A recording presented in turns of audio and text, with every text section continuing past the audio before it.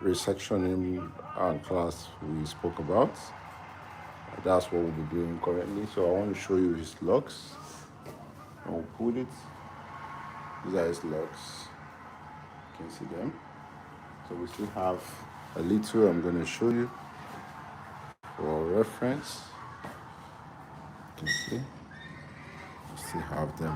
We're still cutting them off. So we are going to resection it. So I want you to know that there are 7 reasons why you must resection your locks, even if they look healthy. Else, they will have issue in the future. So stay tuned. I want you guys to warm up, take your time to do whatever thing you need to do, and get prepared for the resectioning and the theoretical class as well. And we'll take you through the practical stage why we explain further why you need to resection your locks even if it's healthy. So stay tuned, guys. Do not forget to like, share, and subscribe.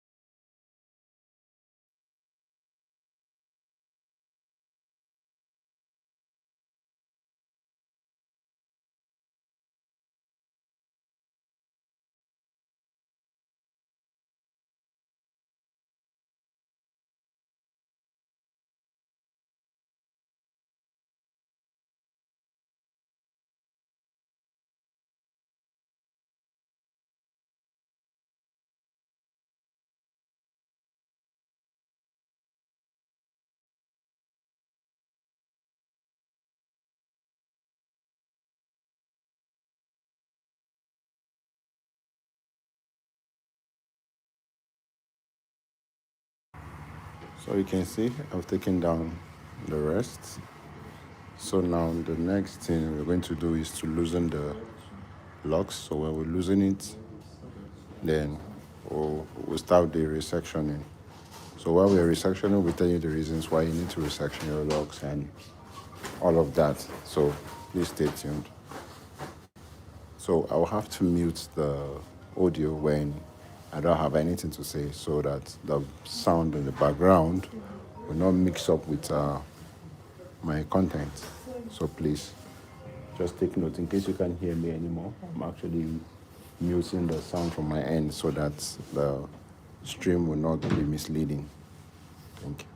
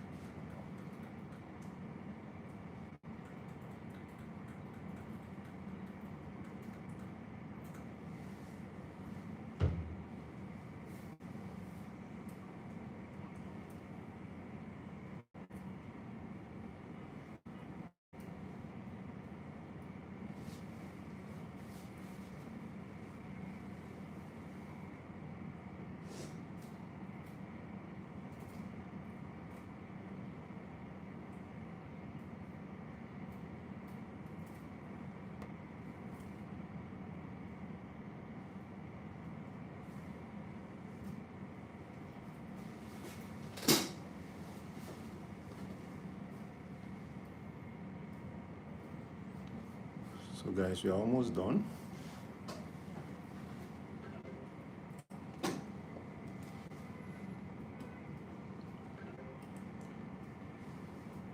I'm sure it's not a Chinese spot.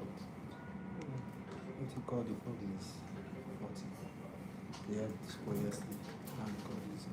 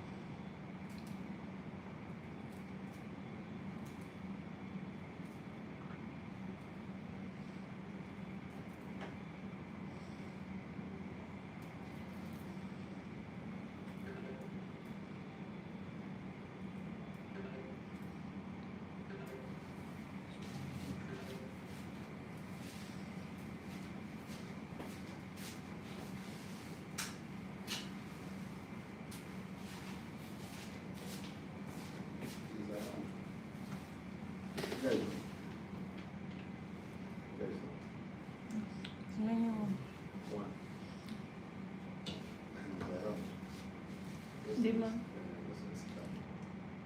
or should I take you to? I've not told you what I'm going to do. Hmm? Oh, no, okay.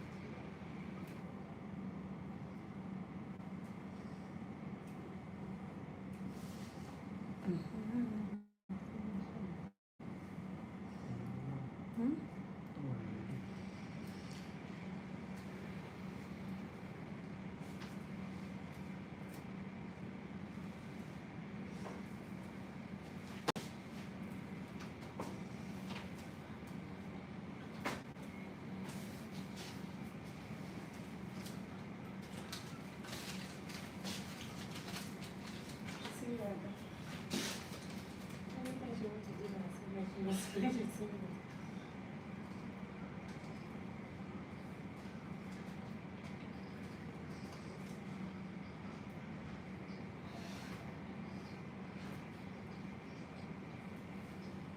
You can.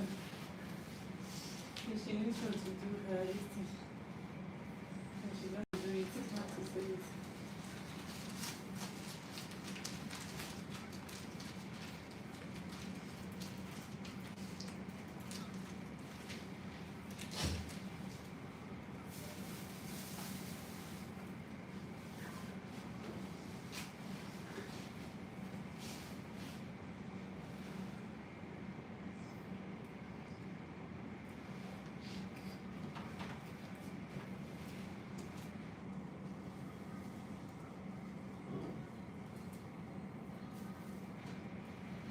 Just finish going.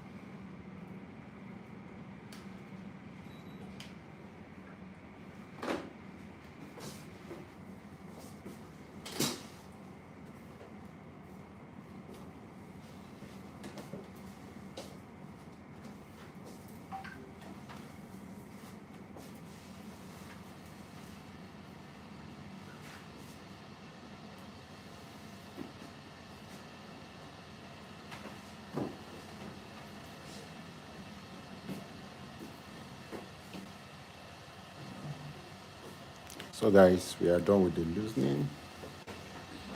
We lost a lot of hair. But this process is inevitable, just like we are debating. We said resectioning your locks is inevitable so long you are planning to journey on a very healthy locks journey. Resectioning your hair is inevitable. I would argue with you that resectioning your hair is even more important than merging your locks. So I will review some reasons to you and also show you some practical truth about why you need to resection your locks, and that way you will know why people will look up to. We see them with uneven locks. Their locks are not looking even. Their locks are not looking healthy. That is because they don't know the idea, or they were not informed about the idea of resectioning. Now, let's take the legend Lucky Dube, for example. Lucky Dube is carrying a free-form locks. It's not really the usual dreadlocks. Let's talk about Bob Marley. He's also carrying locks. But one thing they have in common is that their locks are not equal. You see, one is small, one is fat, one is big, one is slim, one is that. And the reason is because they don't really resection their locks. So we will start with the washing. So after we're done with the washing, then when I start the resectioning, I'll begin to break down what I mean by Lucky Dube's or Bob Marley, the legend's hair. Why it's not even. I will explain to you why it's not even, why some is thick, some is slim, some is short, some is long. And one thing you must know at the back of your mind is that most of their locks are actually free form. Those guys are carrying free form locks. So you will know the reason. Even if they give birth to you with locks, you have to resection your locks to when you get to a particular stage. And even if you made your locks newly, even if you are carrying a weak locks, that's the bigger locks, you have to section it at some point. And I'm going to explain better for you to understand. So please, I want you to stay tuned as we proceed to wash the client's hair. Do not zoom on us. Thank you very much. I am your host, Ignition Signature.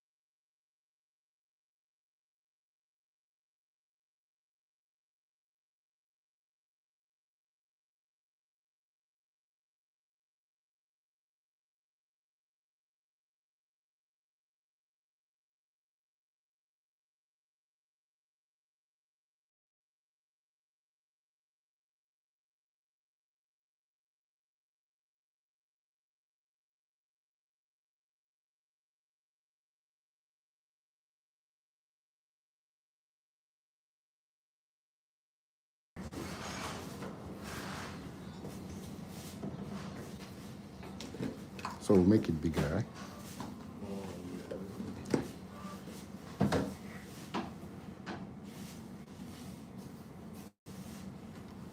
So let me hold the phone.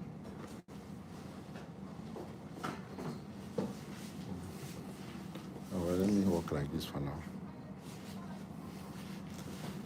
Okay, let me hold the phone.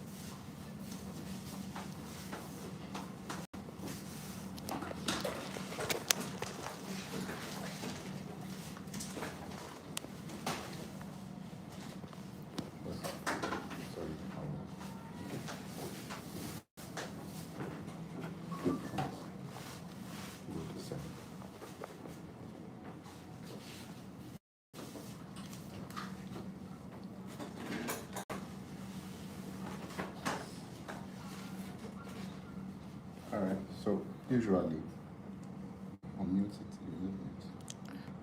So usually, if you want to section locks, you start by setting the middle line first. So ensure you're seeing the middle line. So you start by parting the middle line because when it comes to locks, not locks only, but hairstyling generally, anything that works with center parting, you have to start with the middle part because what you do on the left is what you should do on the right. So that is how the dread works. So when you get the center part, then you cut the line from here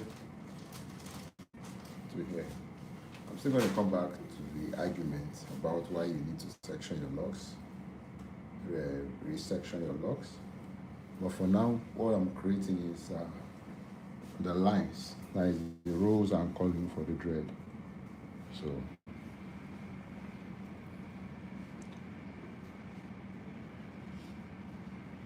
you can see.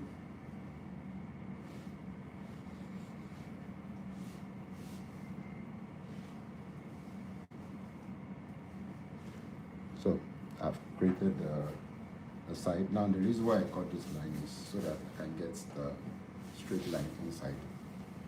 So usually if you want to start, this part should be smaller. The reason because sometimes there's some misunderstanding around the side. So if you want to make adjustment, you bring back the adjustment up, not down. Sometimes there are situations whereby the adjustment will affect the center part.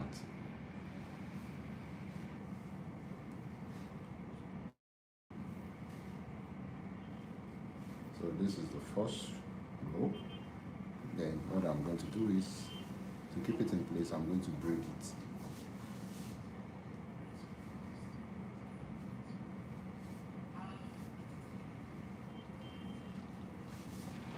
So I'll do it here too.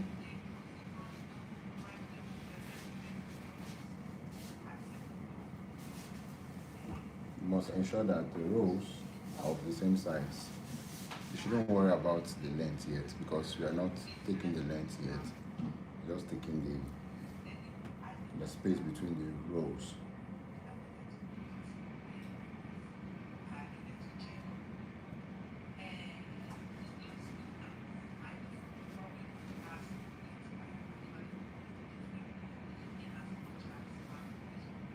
Then when you get to this particular spot, this is where the issue used to come up. I will show you when I get to this other side so you guys can see it.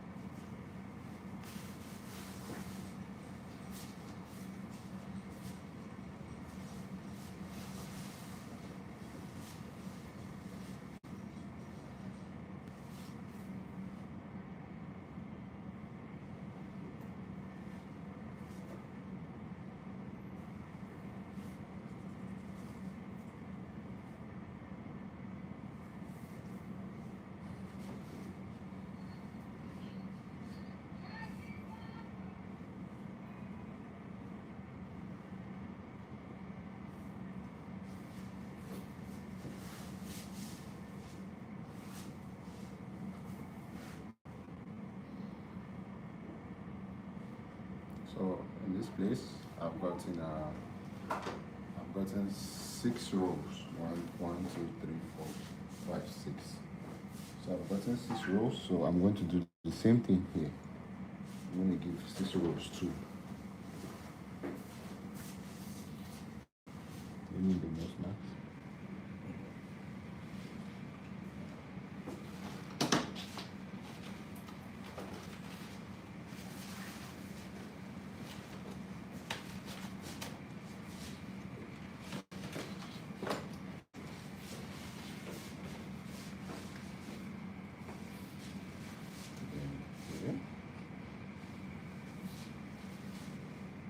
So, like I said, I use video in my hand, not the hair. Yes, So, like I said, you should don't worry about the length yet, like the depth. You should just worry about the space between the columns first. And I said, when you're sectioning, this part should start small because sometimes there are some adjustments when you're making. You will discover that that part will become too big. So that's why you see some pattern after they're done. You will say instead of the middle part to be given a very equal squared shape, to be given more like a parallelogram or a parallel line kind of shape. So we need to take that correction.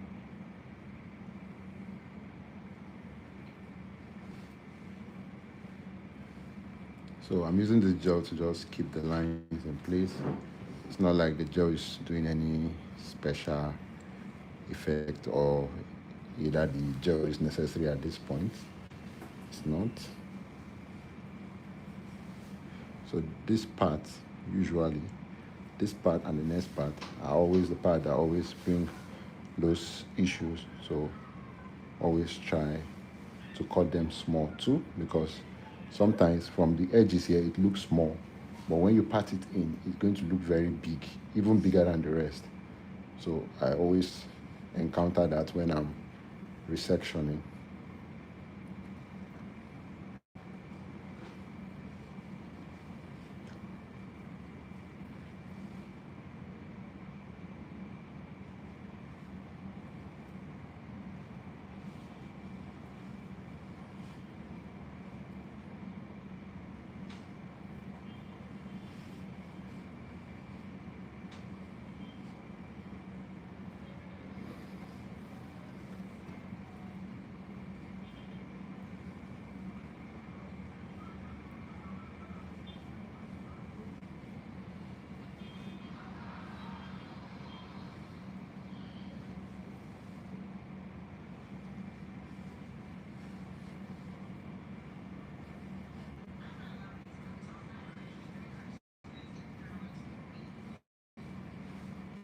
So the reason why I always say you should make this other side smaller is because if we are going to start creating our rows, we are starting them from the last row below.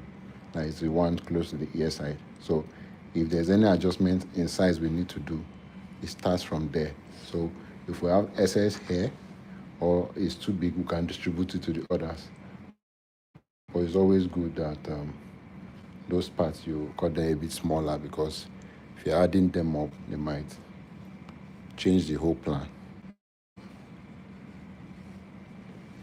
Alright, so I'm done sectioning it. You can see for yourself. So next, now I'm going to use this line to create my first row.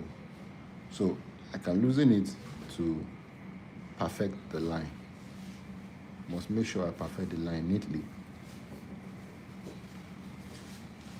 So to do so, I'll first of all ensure that can you keep your straight? Sorry. I'll first of all ensure that the line is straight here.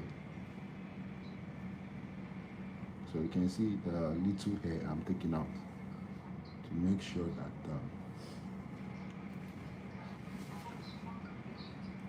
the line is straight. So I'll follow it up.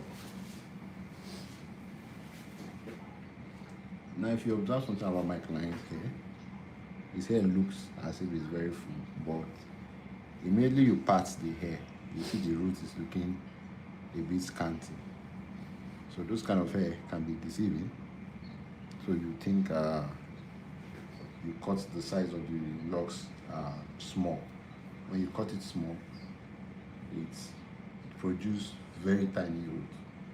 So it's better you cut a reasonable size so that when the locks are growing, they give you the required size you want.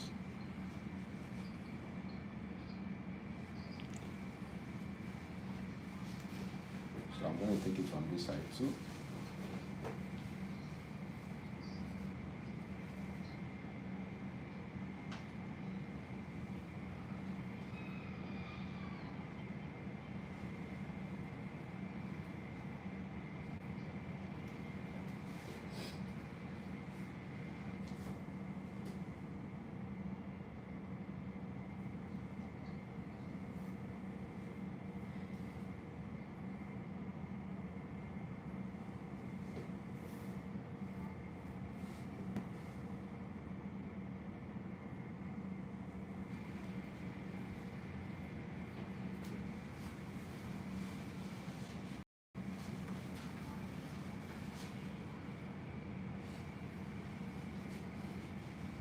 So now another thing I want to draw your attention to is this part.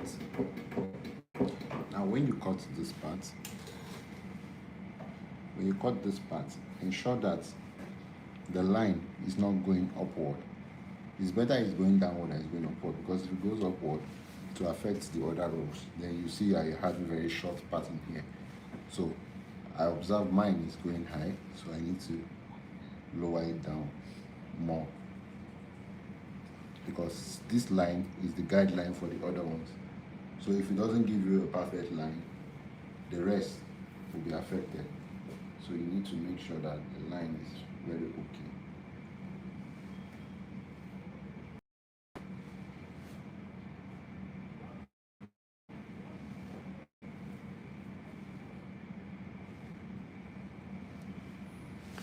So you're doing that, you always apply your gel, because the gel will keep the hair in place. Don't worry, don't think because I'm using too much gel, I will still wash the hair out after installing. So I'm not mindful of the amount of gel I'm using for now.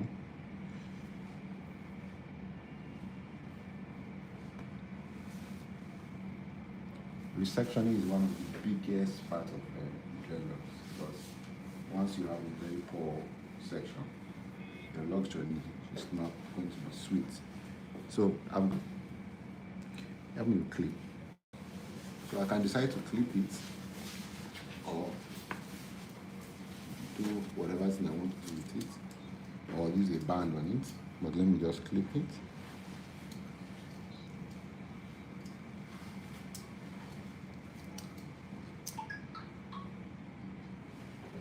So next now, we're going to take this down part, this down line is the next line.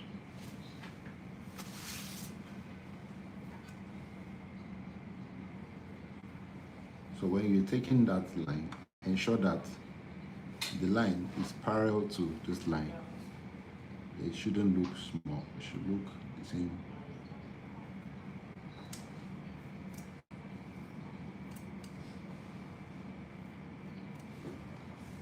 Now, if you see the size of the row I'm making, that is the gap between the two lines, you will know that the size of locks I'm about to do is not a small size. It's more bigger than what we took down, because the goal is to produce healthy antique locks.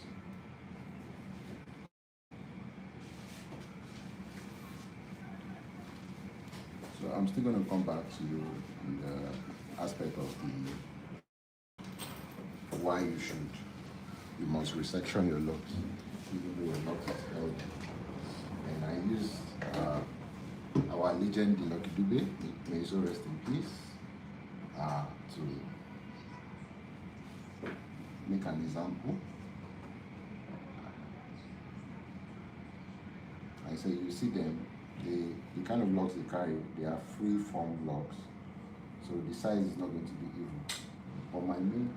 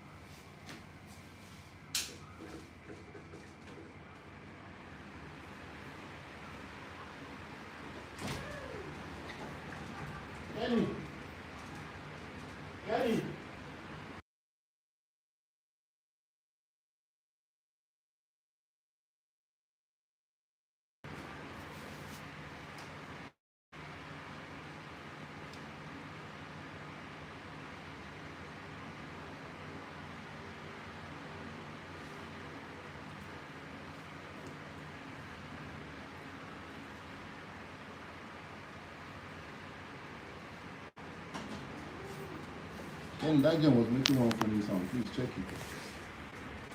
I'm suspecting the light part. Now what happens?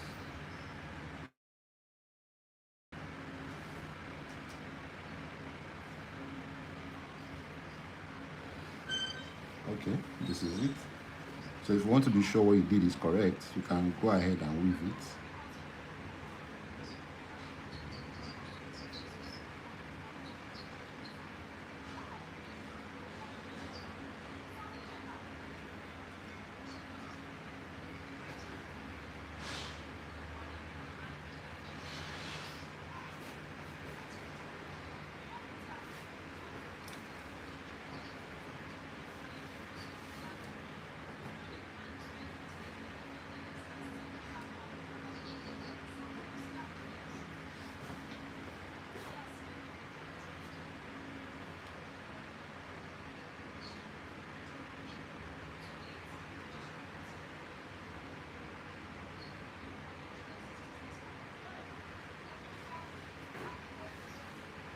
Now that you braid like this, you understand the size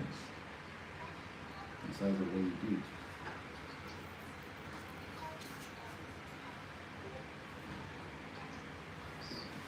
So next now, we can leave that part and focus on this part.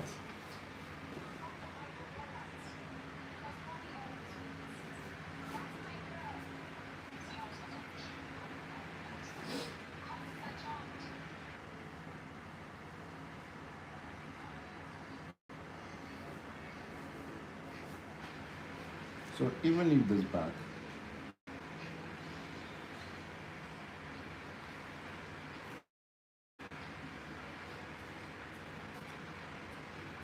is bigger, there's no problem because the hair around that back neck are always lighter.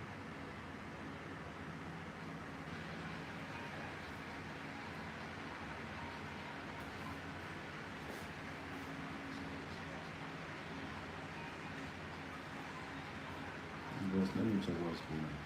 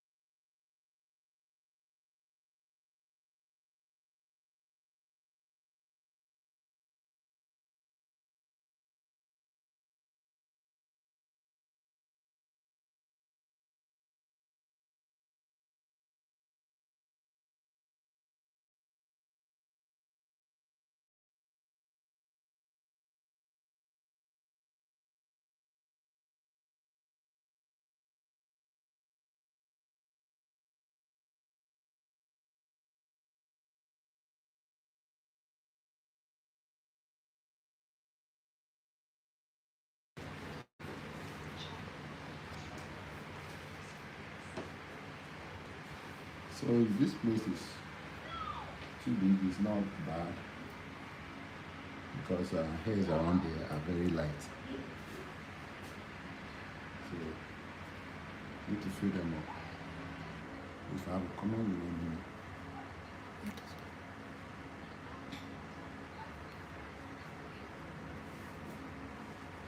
So this place, he has a very large back neck, so I think 5 can sit here. Let us see.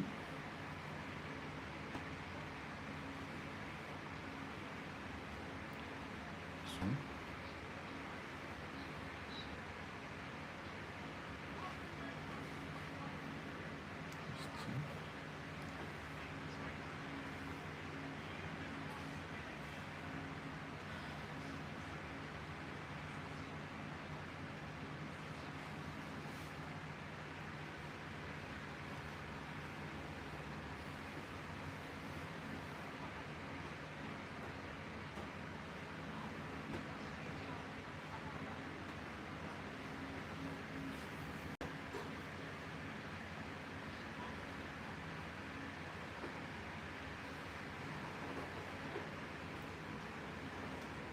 I feel you are missing out. Sure. I feel you are missing out because you are not covering any interesting thing that spot you are standing. I'm here, pointing here. There's nothing there to watch.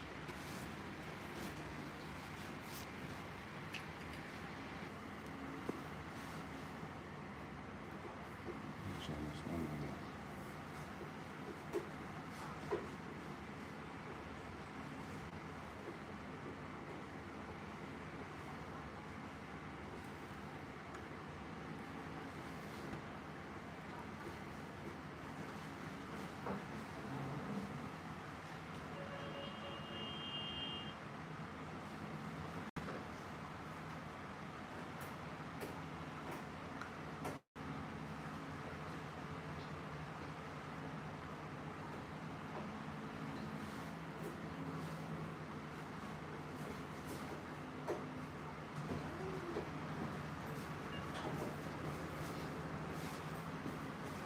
Observe the gun, you see.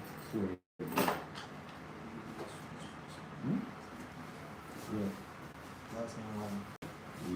that place I was touching.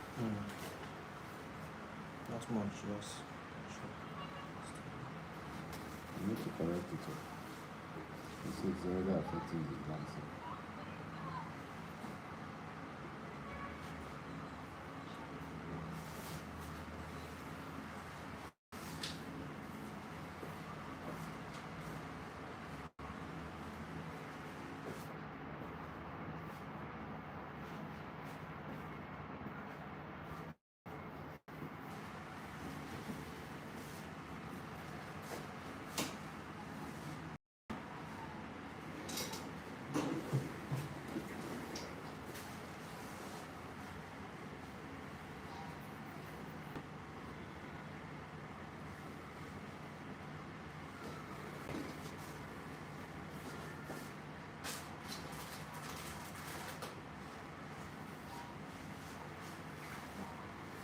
Mute it.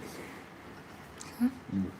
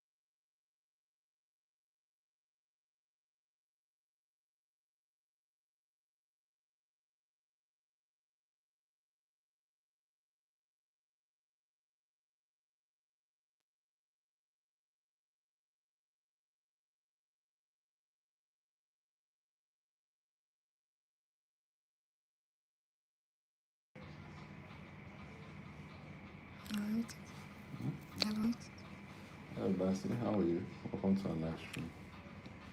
Mute it. Mute it.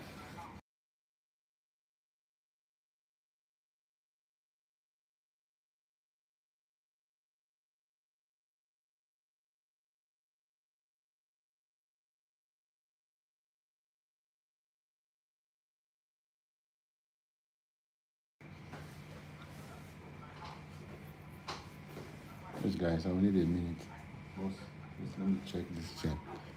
Yes.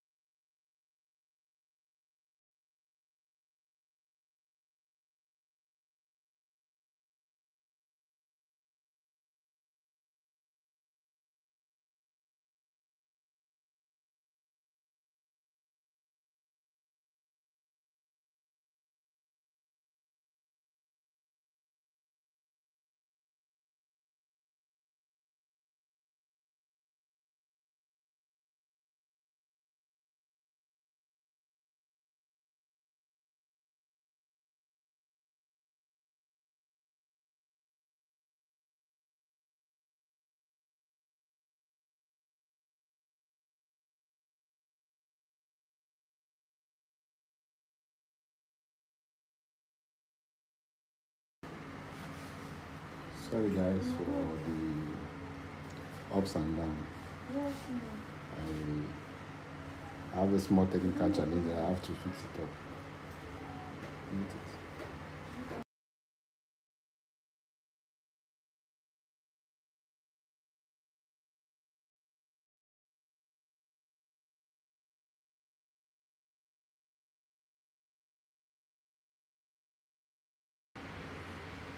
So, I was making an example with Lucky Dube. Lucky Dube has locks, and most of us know Lucky Dube because of his style of music and his locks. I don't really know the difference between Bob Marley and Lucky Dube when I see them. The only way I can identify them is from their locks together. So that's my way of identifying them. So I've paid attention to how their locks look like and what's so special about their locks because it's my field. So I need to know what is good for my audience. So I always make my research about all of those things. So most of those musicians, especially the likes of Lucky Dube, Bob Marley, Coco T, and the rest of them, they carry a free form locks. It's not like they allow it to just flow like that. So if you are carrying locks and you feel, let's say your lock grow by itself using the freehand method, for your locks because no matter how you free the locks, no matter how you want to be free, you want to embrace nature, there are times that you need to make the hair look nice and organized. Let's take for instance, you have a farmland and you plant, let's say you plant a maize. Definitely the maize is going to grow, but it depends on how you take care of the maize for it to grow bigger or you should just grow smaller. So that's the same thing with locks. Your locks are the accumulation of fused hair. So they're already fused together.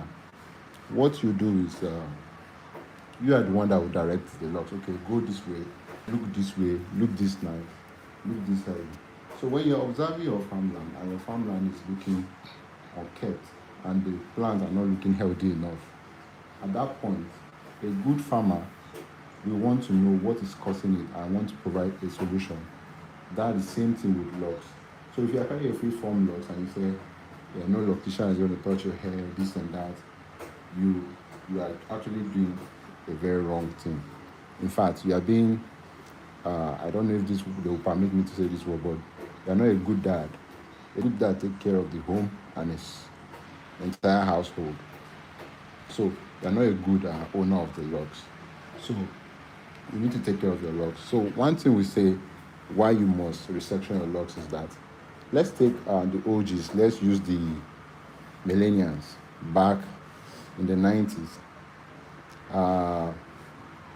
Those people, they started locks in a form that they believe that locks should come randomly. Your locks is not supposed to be this organized. The way I'm organizing this young man's lock, it's not supposed to be this organized. So they now create this belief, or they had this belief that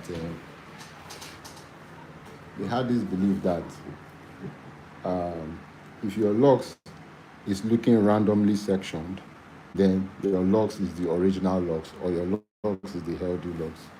So since then, people started emulating that, thinking that yes, once your locks look uneven, it's not looking perfect, then it gives the original vibes. Now let me explain something to you. When you start your locks at a short age, this is a short one. Now at this point, the weight of these locks is not telling on this root yet. Why? Because the root cannot feel the weight at the moment. Are we together?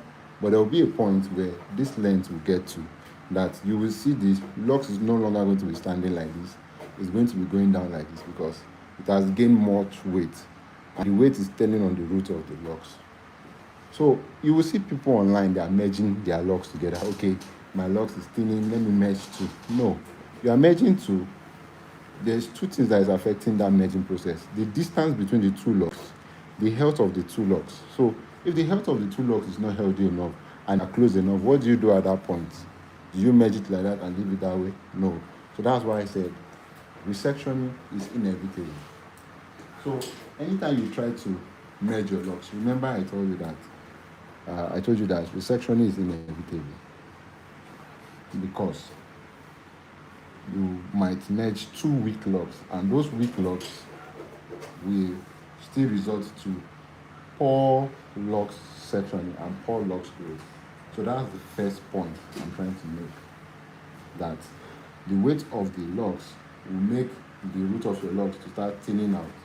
So when your locks get to, if you have a fast growing hair, when your locks get to 8-10 years, you must resection your locks. If not, the weight will already be too much for that particular length of locks.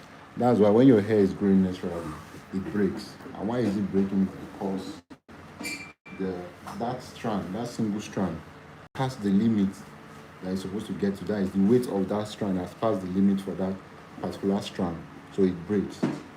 So that's why your hair has a particular length it gets to and it stops.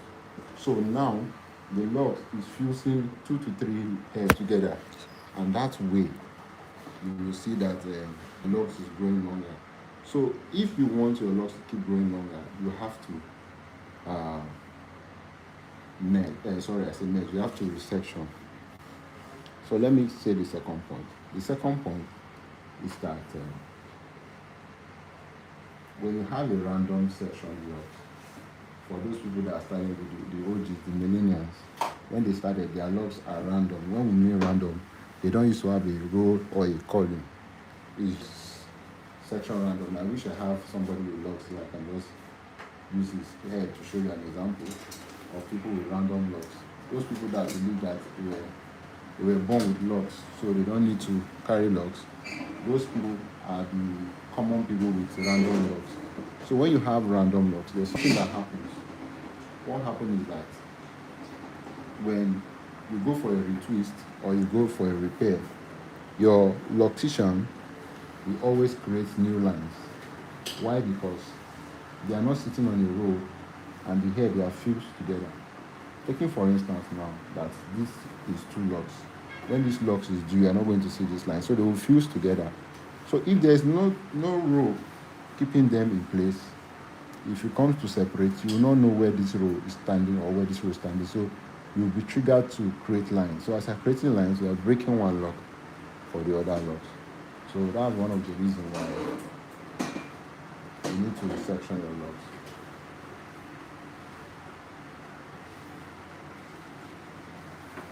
Secondly, that pressure you used to have, that weight you used to have when your locks grow longer, is going to make the root of your locks thinner because it's going to be pulling the root.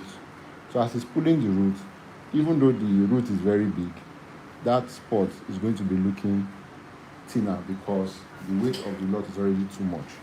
So for some people, they will prefer to go and trim their locks so that the weight will not be too much. But how long will you be trimming your locks? So what you are supposed to do at that spot is that if the size of the root was like this before the weight gets too much, what you do is to take down the hair, loosen the hair, and increase the size. Probably you want to increase the size.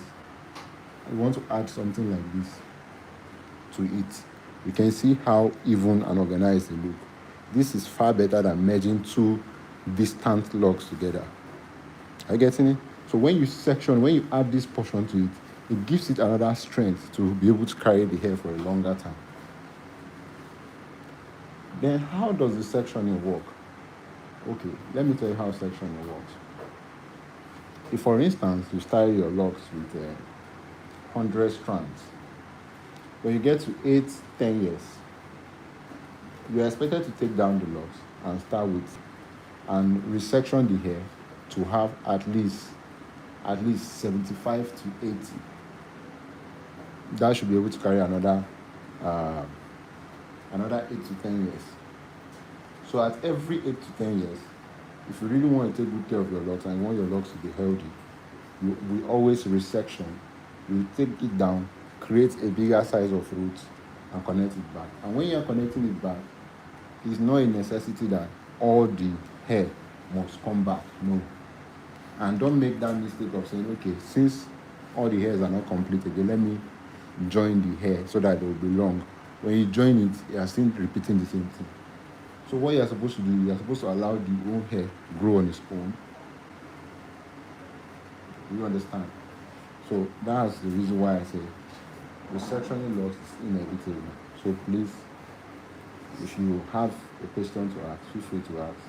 If there's something I've said that you didn't really understand, feel free to ask. I'm here to reply you, and I have my moderator with me behind me with the camera that will speak out for you while I reply your questions, to every question.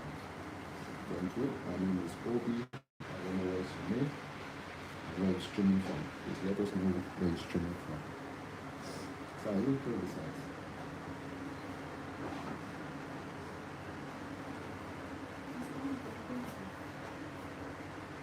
So soon. Yes.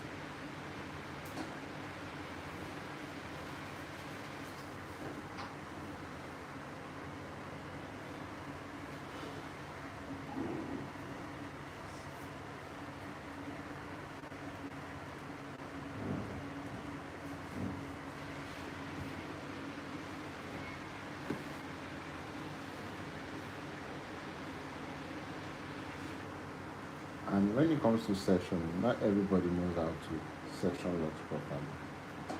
Let me explain. When you want to section locks, there are people that believe that if you are sectioning locks, even though you are doing this square form, each of these columns are supposed to be meeting with the next line. No. If you do that, the locks is just going to be swollen when you finish it all, because ideally locks are supposed to be sitting in between lines. It's supposed to sit in between this line. It's supposed to sit in between this line. It's supposed to sit in between this line. But when you are cutting the row, they are meeting on the same line. They are going to be sitting on each other like this. So you just see big. So you're not going to have that nice form. So in case you have anyone that is sectioning locks like that, you advise them to use the bricks method. If you want to really know the bricks method, just go to any site close to you and see how they lay their blocks. The same way they lay their blocks, that's how you're supposed to lay locks.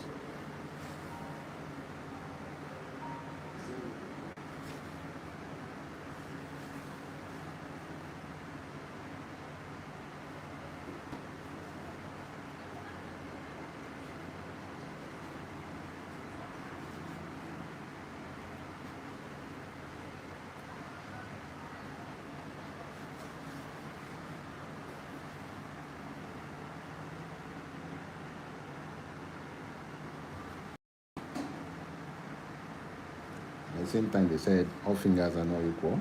So this is what it simply means. No matter how good you are with sectioning, there are ones that might look a bit smaller from the others. So that's why we don't start sectioning from the back. We start from side, we stop, we go to side and stop.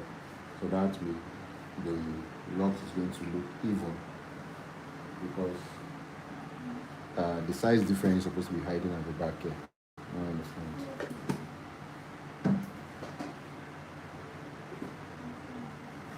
So that's how we do it.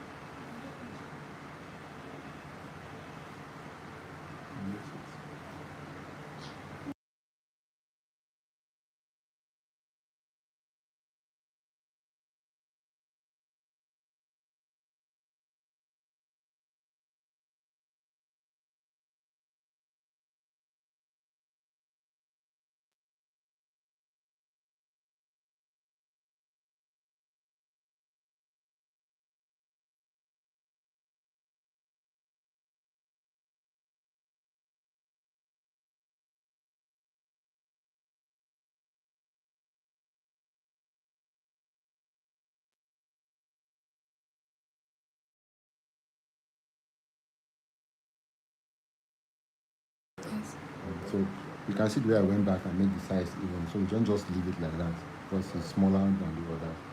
So you have to make sure that the distribution is even among all of them. So it takes patience to style locks, to install locks, because when you are sectioning, that's the best time you take your time to create the perfect job you want the hair to look like. Anything you want the locks to look like, that's the perfect time to do it. So always have it at the back of your mind that if you are sectioning locks and you have one that is looking smaller, you must go back and try to fetch from the others to complement it, so that it will look the same size with the other ones. So that's how I section my locks. So you can see I'm going back to losing the ones I've done before, just to make sure that their size are looking the same, they are not noticeable.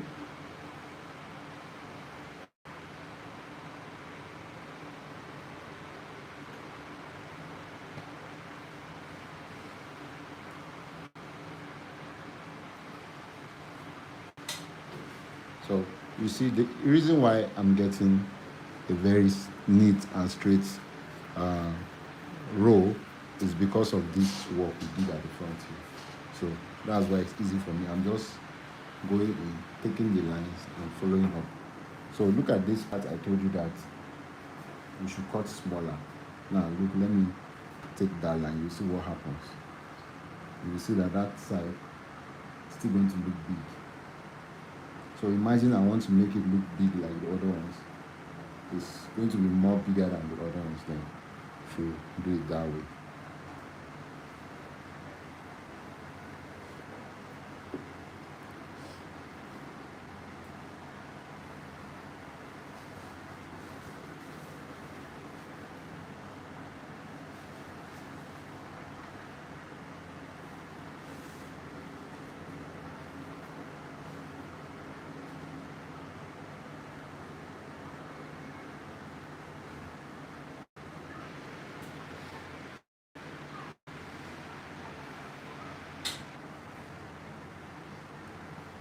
Let's do this. Let's do this.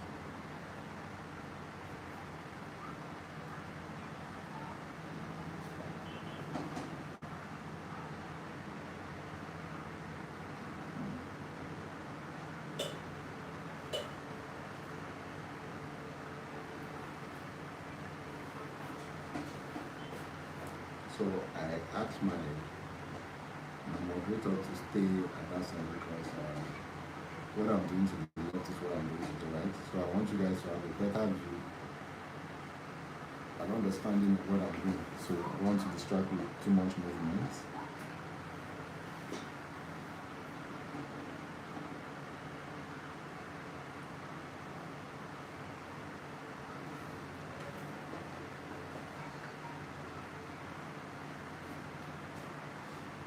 So this is what I was talking about. I said, remember when I was making that point that when you're cutting your rope, you not allow it to go upward this way. If it goes upward, what will happen is, you see how deep this pattern is. You see how deep it is. That's how it's supposed to be. But if you make that error, the rest of them will start going that way. It will now give a very short part here, which is making the work going to look whack.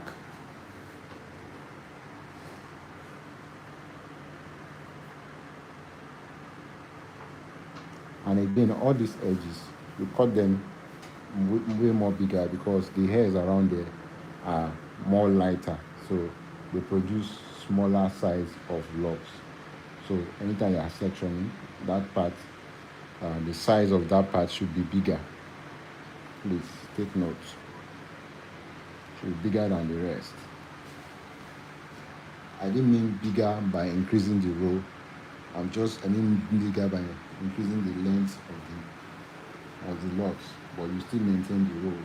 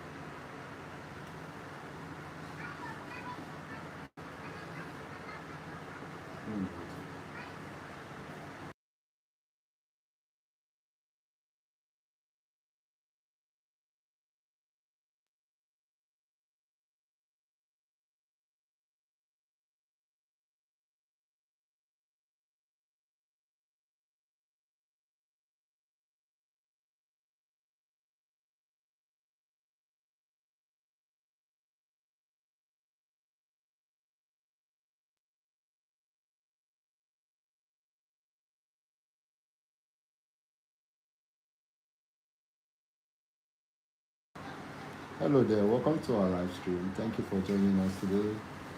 My name is Obi. What's your name and where are you streaming from?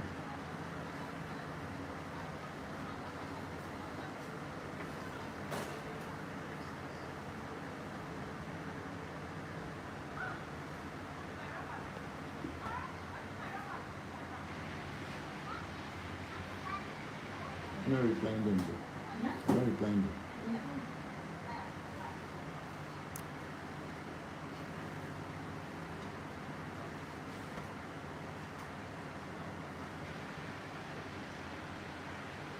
Let's take this one.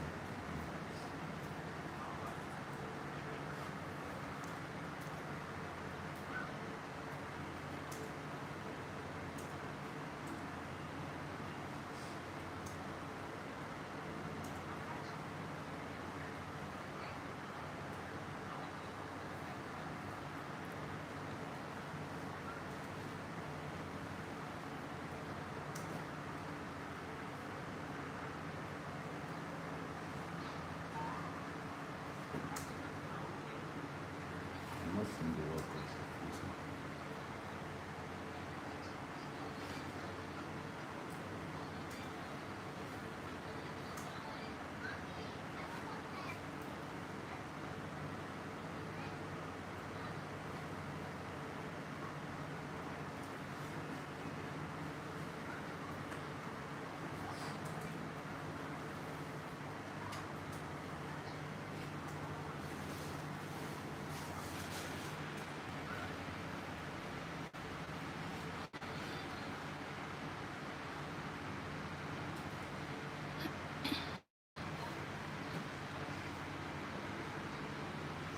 The call comes in again, let me know.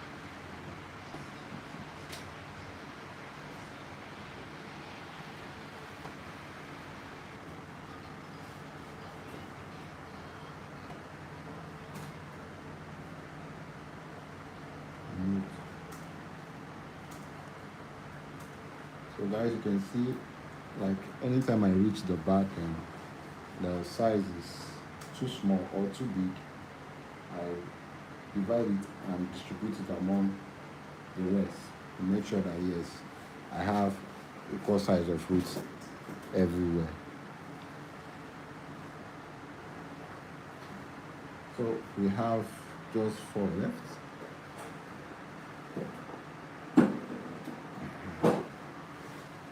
So now we have, okay, we have 6, so we have 3 by the left, 3 by the right. So we still have to go one more. So at this point, it's not really necessary that you have to curve. Since it's 3 and this pattern is enough for me, don't try to curve, just go straight since you've reached this spot.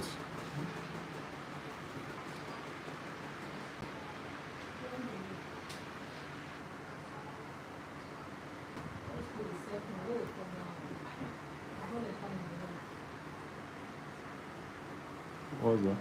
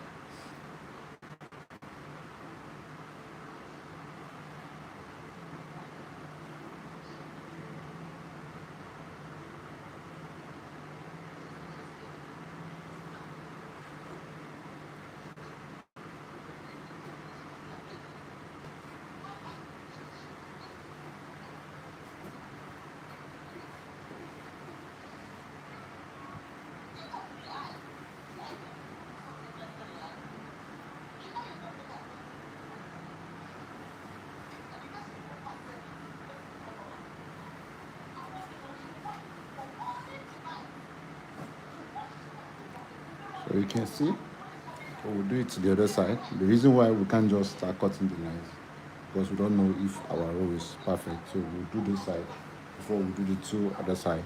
So that's how you part locks.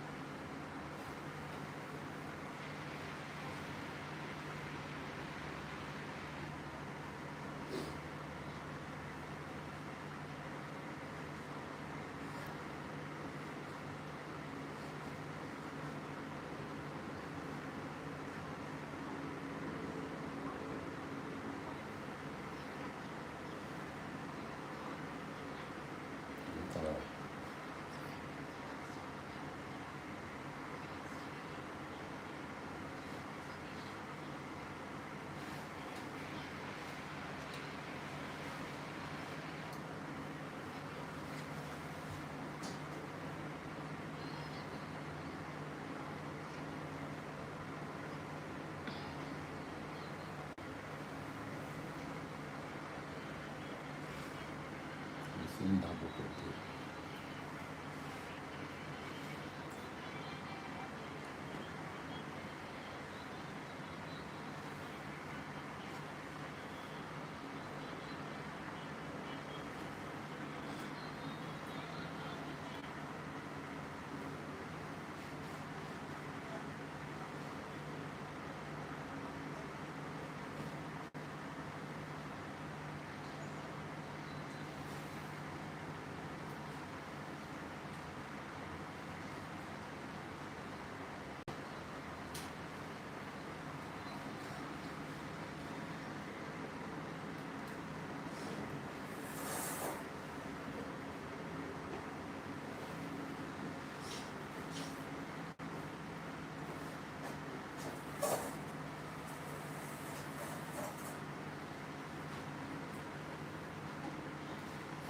So you can see. So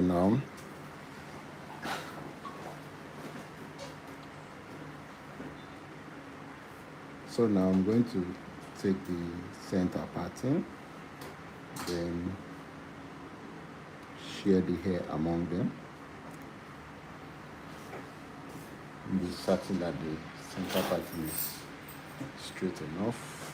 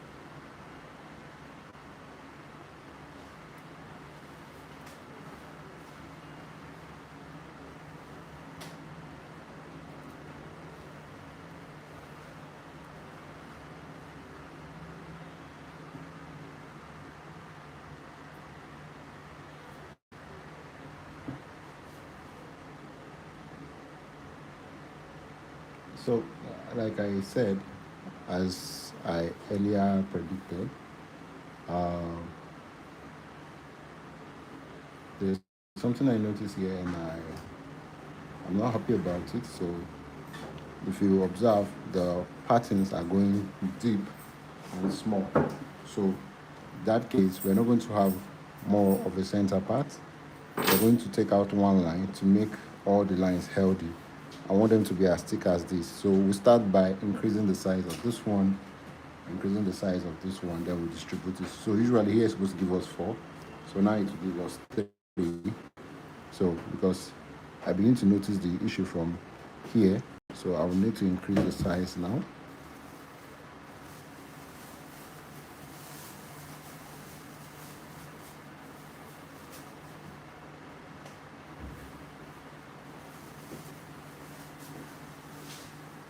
And mute it. Mute it.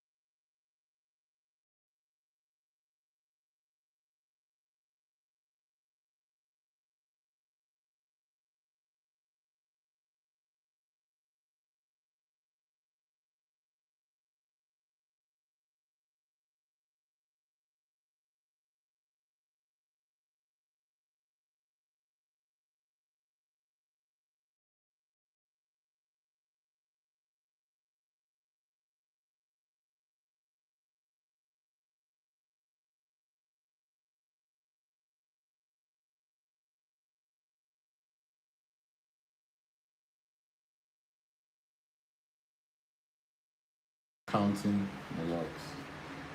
Some people will go to the extent of counting the locks while they are sectioning. I would advise you don't count locks. You just section it. Give you a minute. Okay. Bye then. Thank you. So I would advise you just section the locks the best way you can and make sure it looks healthy. That is the aim. So you don't work by length or by a particular pattern. Just section it so that the lock can be healthy enough to carry the locks coming on it, or the lock is going to be producing in the next 8 years.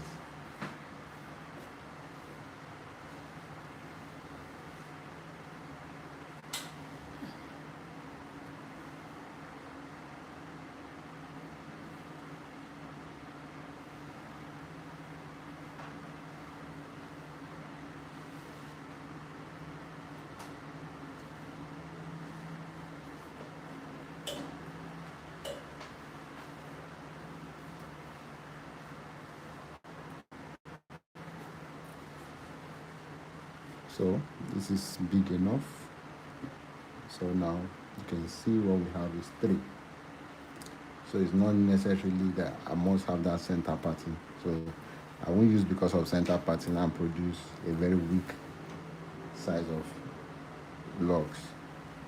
So now I'll take my left first.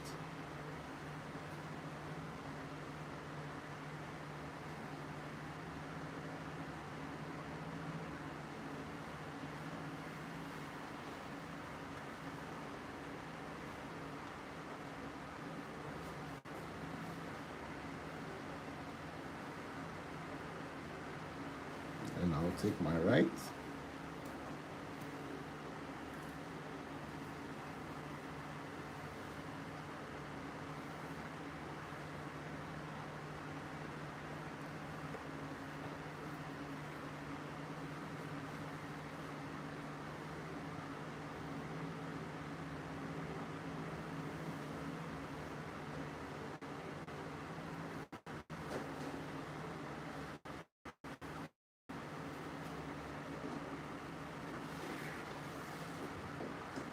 So these are the mistakes we make back then, because we want to arrive at the center part.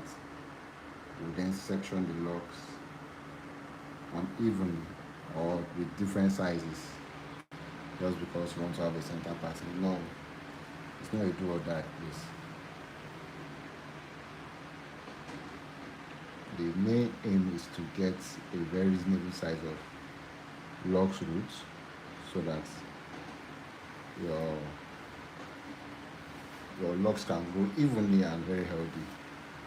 So you can see this is much better. This is what I was working with before. The size of the locks is much better for me now compared to before.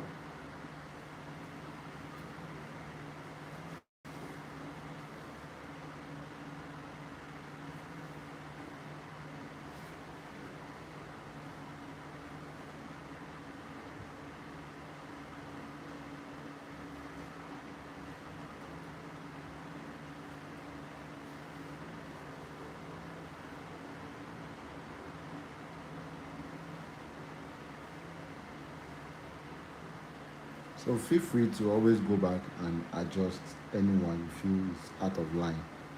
Always try to make sure that your work looks organized, because this is the foundation of the locks. So you don't make it faulty. If you make it faulty, what can the righteous do?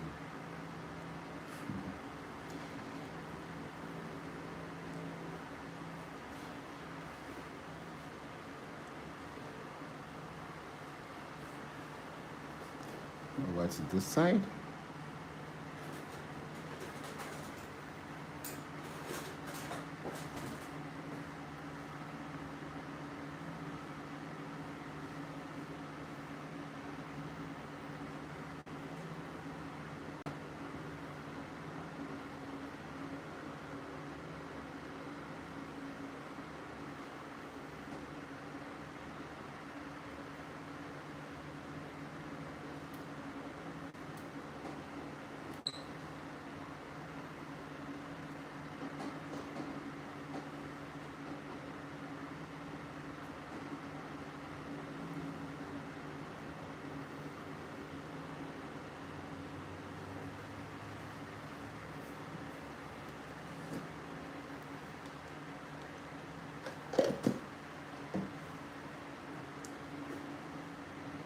So you can see that nobody is perfect, and I was trying to achieve a center part, but I was unable to achieve it at the end of the sectioning, and that doesn't stop me, or that doesn't limit my work, or doesn't make my work look good poor because I didn't achieve a center part.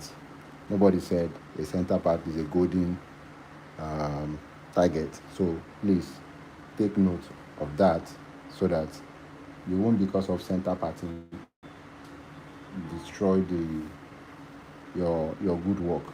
Please. Sometimes when I section locks and it's not giving me what I want, I don't even mind to go back and restart the sectioning again. That's me for you. I always like my work to stand out.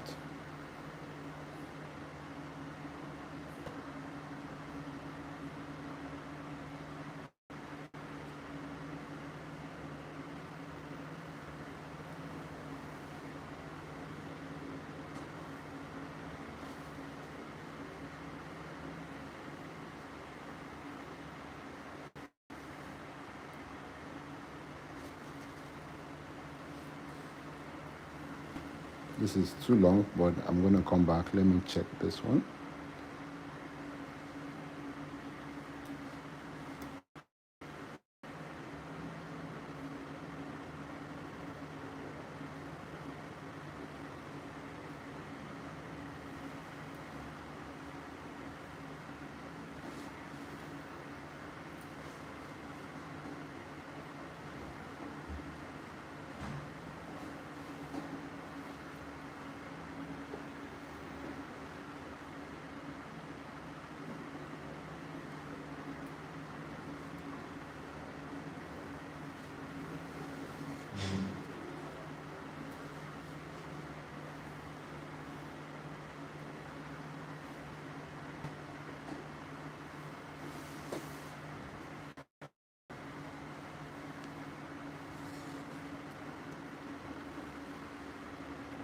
So you can see.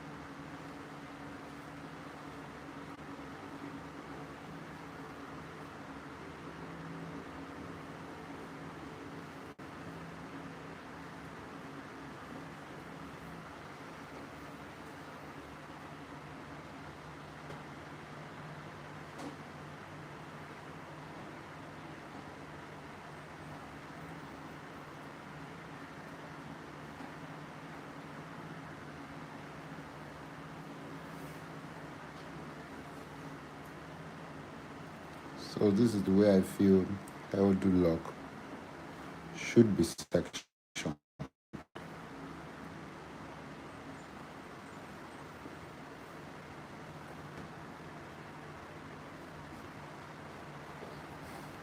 So you can see, second well structured.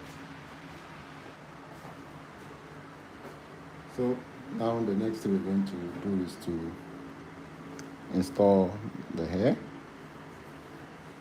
So before then, we need to count the hair to know how many strands of locks we'll be working with. So let's see.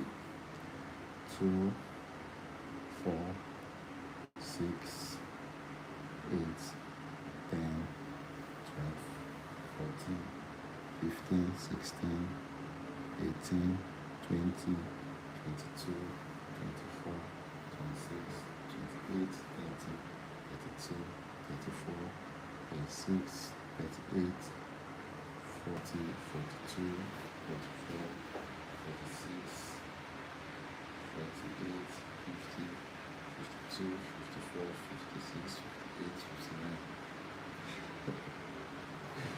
I will program the 70 something. Wow. Okay, so that was the longer one, right? That was the longer one. Now let's start from the top. Okay, it was. Is it okay? So this is for the number.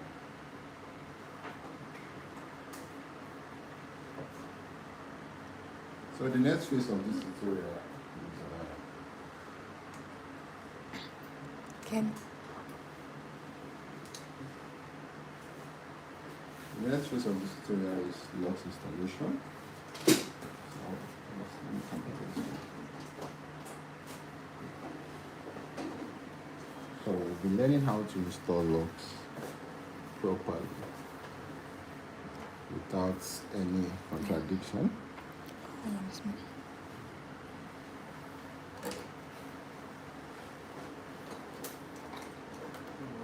Even that's picture for this installation. See it's under the extension.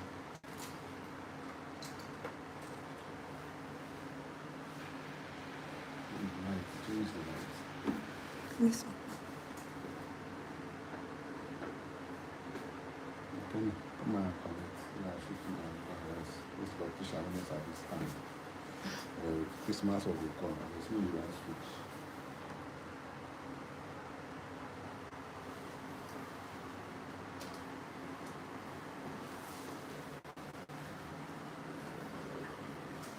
So I'll be using this method because this is one of the most secured method of locks installation. Do not be deceived by those crocheting methods you see online.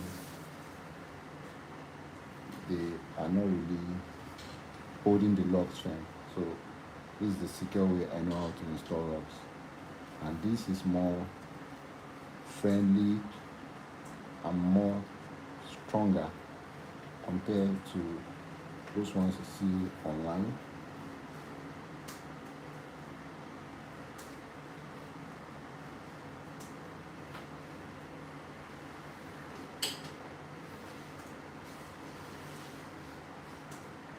So you can see this one primarily is entering the body of the locks evenly. Now, one thing I like about this method is that this method of installation is that all the hairs will go into the locks. But that crocheting method, once you wash the hair, you begin to have a lot of short hair around the roots. I will show you an example so you will understand what I mean. So can you give me a reason why this is going to pull out? No matter how hard you drag it, it's not going to pull out. So with time, forget about the now, but with time, this part is not going to be noticeable. It's going to fix with the other ones. Even at this point, it's not noticeable. When we wash it, it's not going to be noticeable. And here I left two. Kelly, are you sure you're not coming up with this thing worse than this babe? That haven't made me forget what I want to say. You left. Okay, I left this particular spot. This is more like 1 inches or 2 inches. We left that spot because we are going to wash the hair, and when we wash the hair, that spot is what we are going to use for retwisting. So if we retwist, it's going to make the whole work look neat. So for those locticians that like to lock their hair completely before they start installing, it's wrong. You need to leave extra space, because if you lock it before you reach that spot, the hair is already dry. So when the hair is already dry and the root is already tight, if you pour water on it, you don't have any space to lock again. So that's why if you install locks, you see your work is looking dull, because you've locked the roots from the beginning. So take note.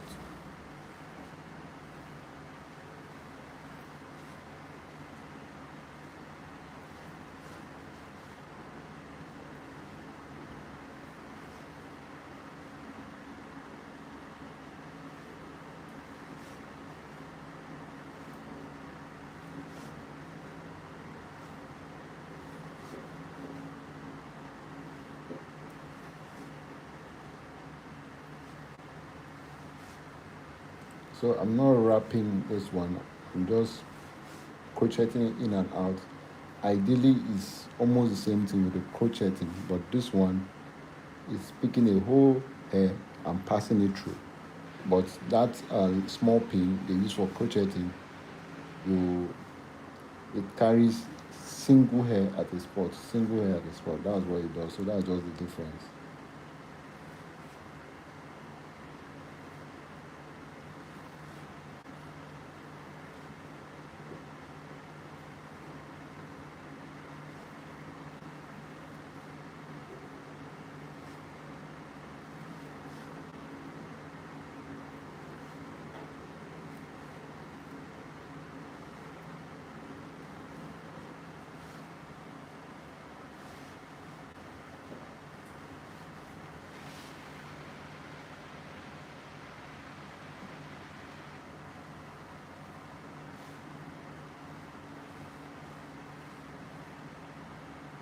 So you first of all interlock this place. First, interlock it like 3 to 4 times before you connect the extension, so that it will have a stopper, a knot that is holding the locks and the hair together. But if you put it on a direct loose hair like this, it's definitely going to pull out.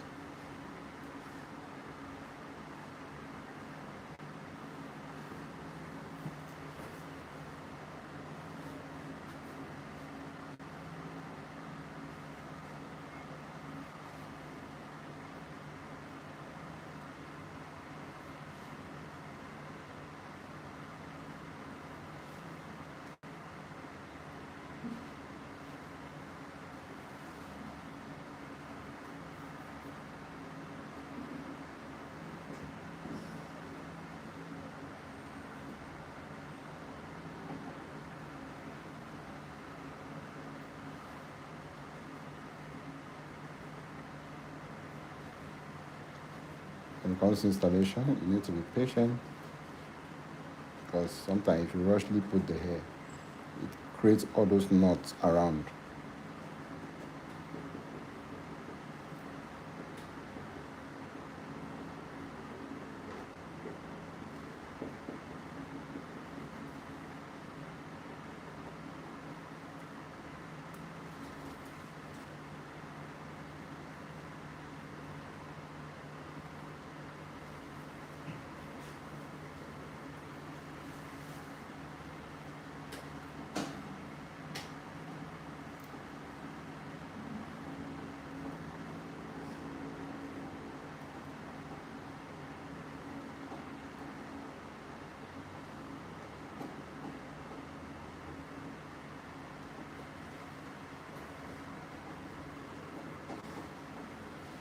Sometimes it's always good when you install a massage.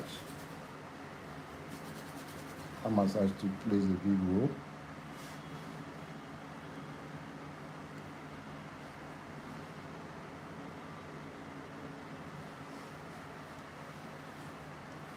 If you see the transformation of this hair, you won't believe that it's actually this hair that we did.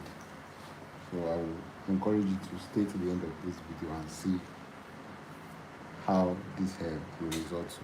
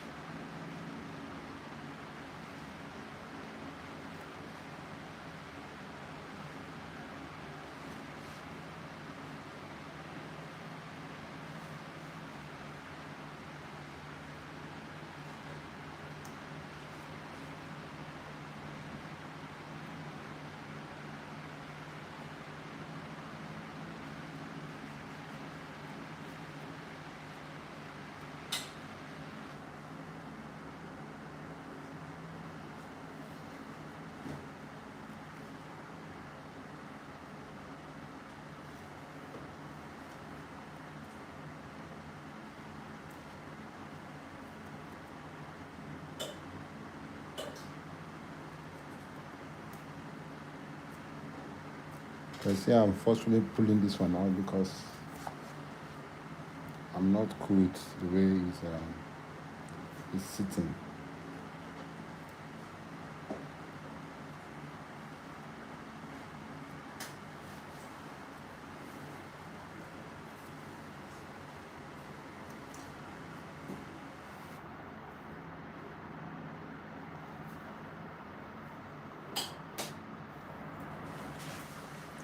That's it.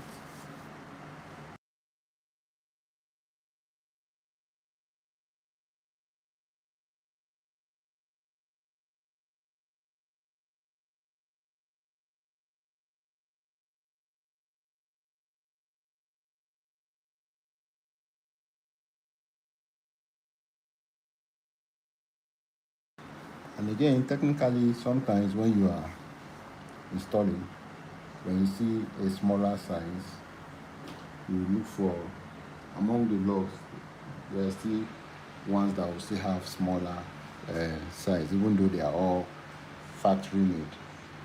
So you look for the size that suits that particular spot. Do not just say yes, extension is extension and just put no. You look for one that will suit that particular spot, so that when it's growing, it grows evenly with that particular root you installed locks on.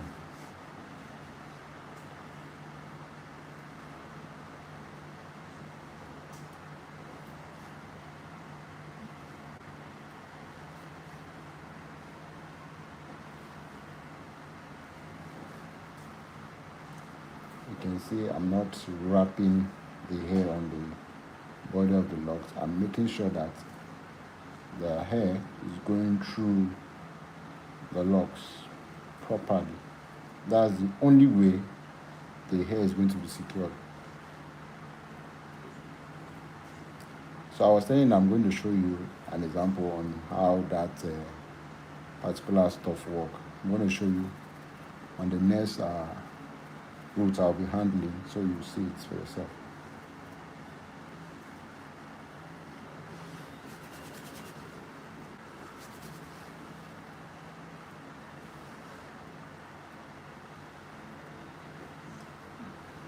Please check if there is light. Sound like everybody's doing this quietly.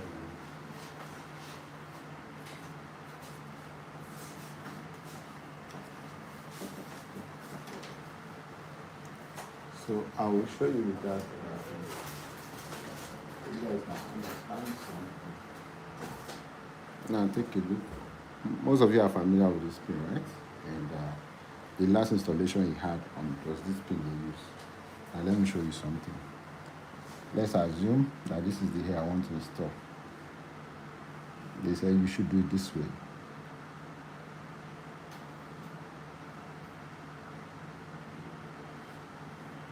You see it? Then this is what they are doing.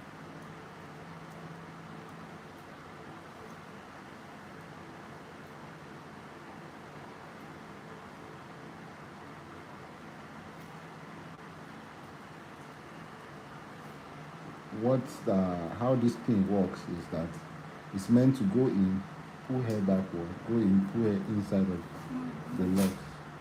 No lie? It's to pull hair inside of the locks like this. That's what the pin is doing, and that's technically what I'm doing. So you mustn't do like other people, you just do like this. No, just go gradually. It will still work. Go gradually like this. It still work. You mustn't do like other people. You see them doing like this. They're just deceiving you. When you do that, I'm so sure that you will not be done with 3. You will prick your hand. So I'm taking my time to protect in the hair, but I'm going to show you something. Pay attention. Let me touch that first.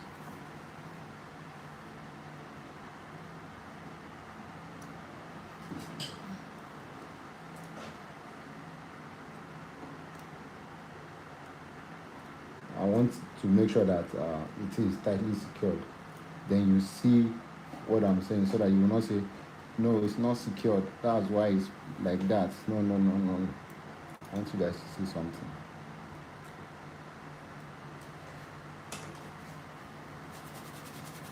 Look at it. You can see it's very secured, right? But my challenge with this method is, no matter how good you are, it cannot bring in the whole strand. Take a look. Are you seeing it? Are you seeing it? So when the hair is wet, this is what happens. It begins to pull. That's why you see most people that do this method of installation, you see a lot of short hair around their locks. This is what happens. It comes out no matter how good you are. You understand? So that is why I don't use that method. So in case you are streaming my show now and you are judging me, thinking, okay, maybe I don't know how to do the crochet thing, that's why I'm not doing it. I don't want to be part of those people that will just deceive you. Here, anything I'm showing you is real and it's pure practical. So if you try it, it will not work, come back and challenge me. And if you think you are good at it, do a video, invite me, I'll come live, you do it in our presence and you pull the hair, let's see if you're not going to pull out. So let's correct what we did before to be too late. Now, do you know why those hair are pulling out? I'm going to explain why those hair are pulling out, so that you will know that that method should not be used for installation. The only time you can use that method for installing, the only time I can boldly recommend is probably when the person's hair is very long as this pin. Yes, when you do it, the hair stand enough chance of entering the lock, so it is not going to be very obvious, but still little will still go out. You understand? Little will still go out. So I'm going to show you why those hair keep pulling out. In fact, I have to go the extra mile, adding extra artificial hair to his hair to make sure that that part I used to show you guys example doesn't pull out. Because it might not pull out now, but maybe after 2-3 appointments, it's going to pull out. So that's why I'm not going to use it, because I don't want a situation where I finish installing the person's hair and the person is calling me the next day, tell me that I saw my hair on the road. One trailer pass, I matched it.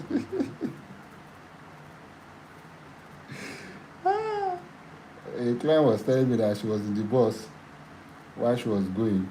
Then, from the last installation she had from a loctician, then somebody now tap her at the back, say, "Madam, see your hair for ground." That's so embarrassing.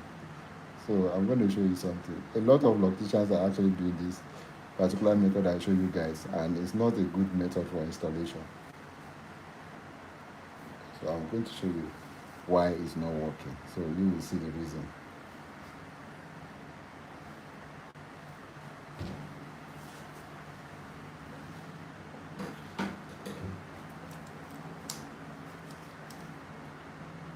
This is the artificial hair. It's kinky. So now let me show you the reason why it will not work. Now, do you see something? Come closer.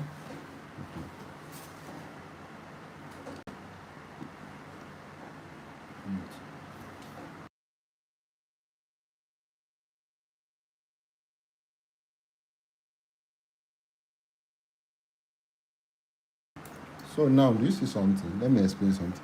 Now, this retwisting has actually packed all the hair together. Now, you see this locking that just like I fold this hair and tie it this way. That's what that crocheting is doing.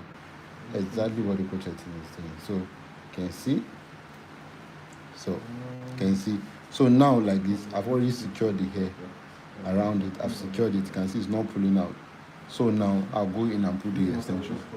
So that's what happens. So that's the reason why it's pulling out, because the hair are not fused together. They are not fused together. If they are fused together, they will hardly pull. That's why I said then that method is not really good for loose hair. Please take note. I'm not saying it's not really good at all. I said it's not good for short hair. If you want to install extension and you're using it for short hair, it's not good.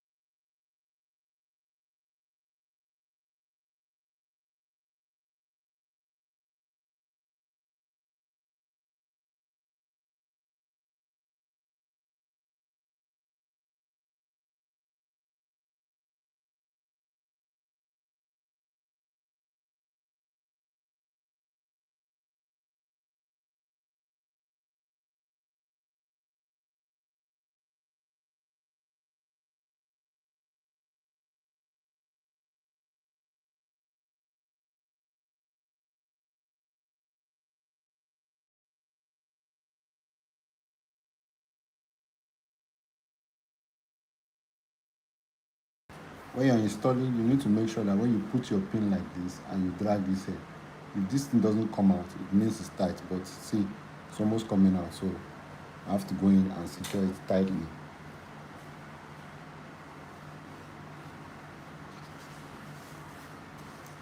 That's just the secret. So if that knot is not there to hold the hair, no matter the techniques you use to install it, it will still pull.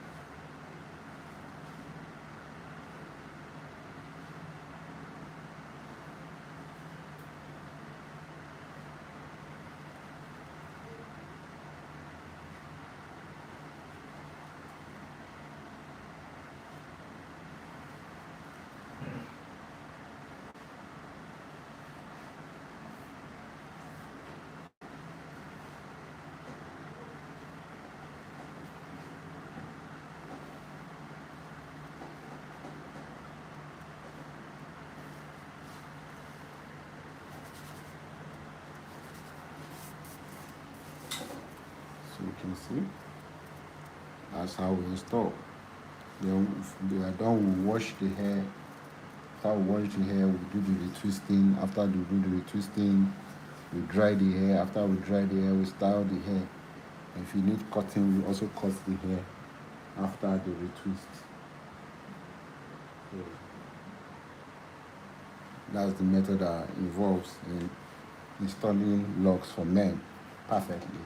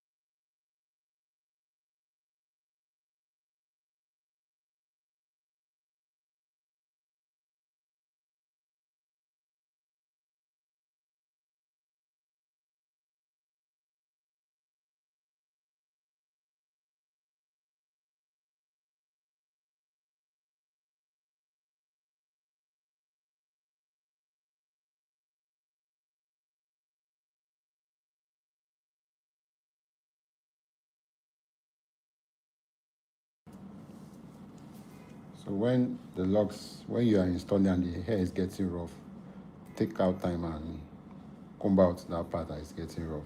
If you tuck it like that, it will look like it has installed. But when you wash the hair, that place begins to pop out. So you must make sure that the hair are straight when you are installing them. You don't allow them squeeze or tangle. That way you will install it properly.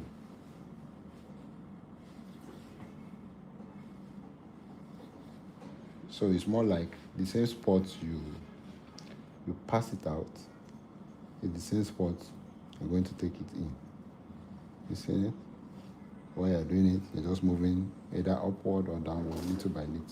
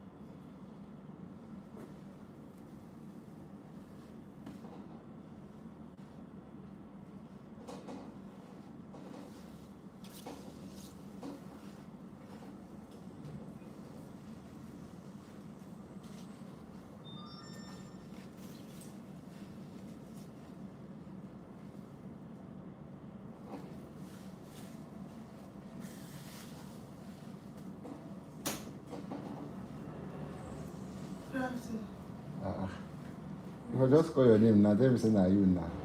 You call this sound like one baby girl. Say, who be this? Who be this fine baby girl? Welcome. You na mom me now. Welcome. Why no? How is everything? No, you no come here. No come. You come here so that I go know what you carry.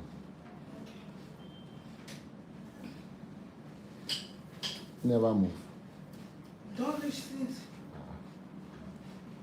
Sleep here.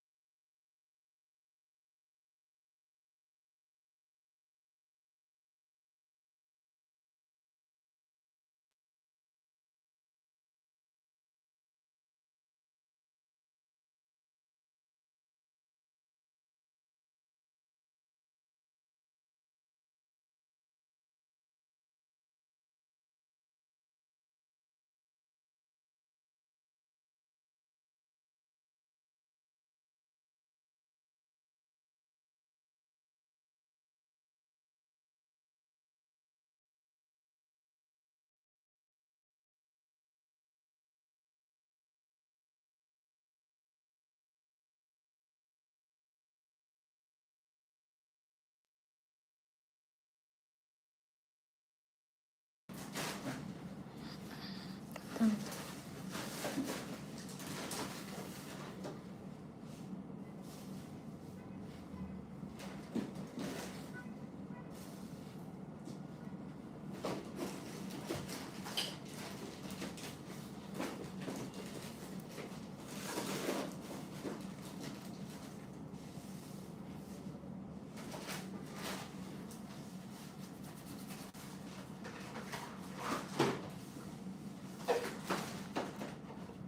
So guys, like I said, this is the most secured way of installing locks. This method is actually recommendable for short locks. It's recommendable for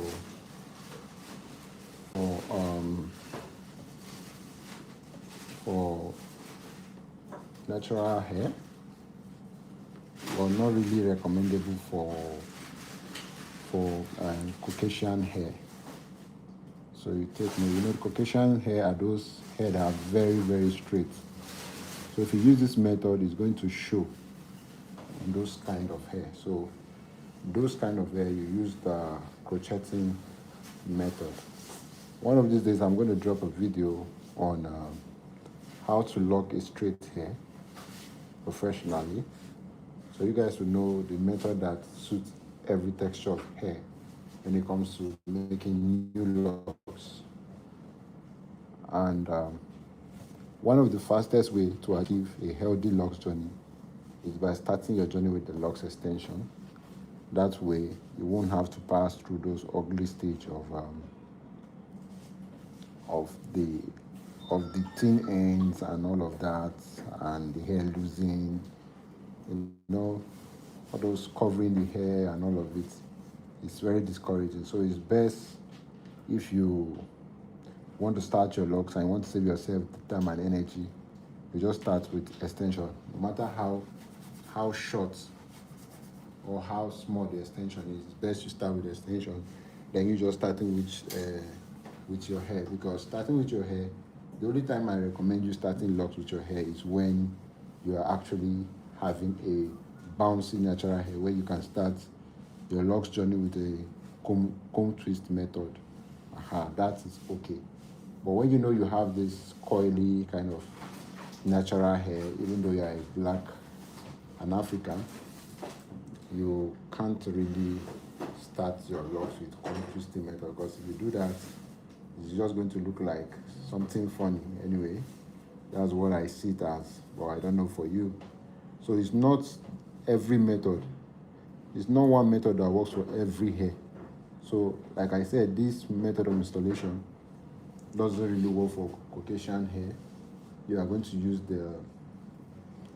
you can use the machine method, or you can use the crocheting method. These are the two methods that will serve you well. Put together. So, that is it.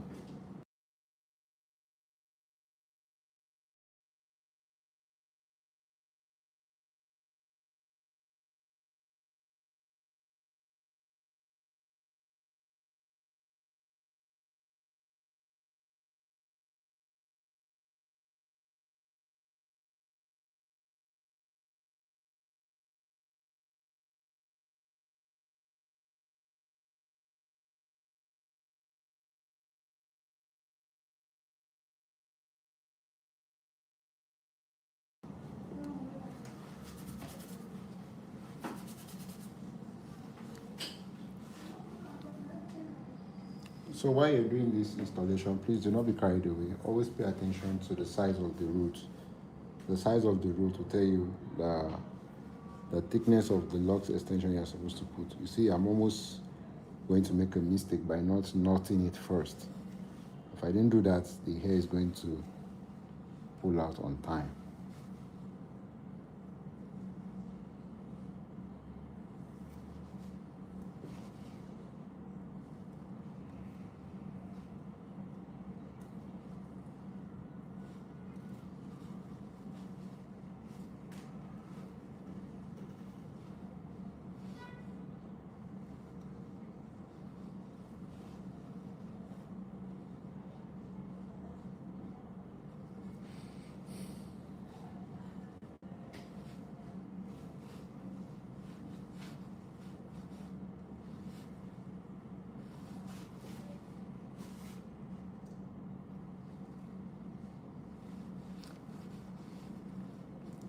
There are other ways if you want to install.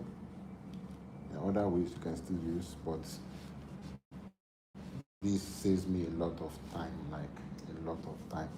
So I have a question I want to ask tonight, and I want you guys to answer me sincerely. Um, which country practice logs the most and you think have the best locticians? I would love to know. Just tell me from your location. Which, if you know any good loctician and you are proud of their work and you want to recommend them, please can you type their name in this comment section?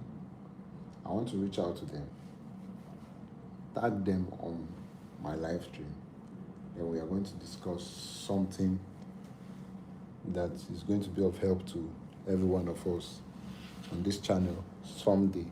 So if you know any good loctician and you're proud of them and you are convinced that they are very good, please drop their names and their country so we know what time is best to reach out to them.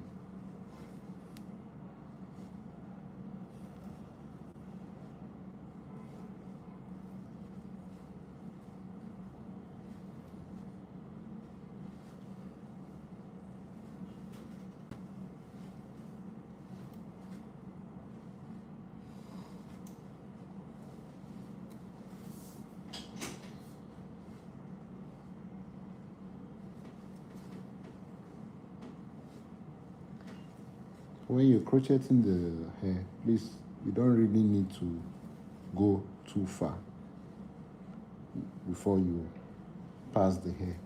What I'm saying, the space at which I'm crocheting it is not very far. It's tightly closed, and I'm doing that because I want the installation to be very strong. If you do it too far, it's going to lose when it's wet. So you do it tightly closed so that it will have that very good grip.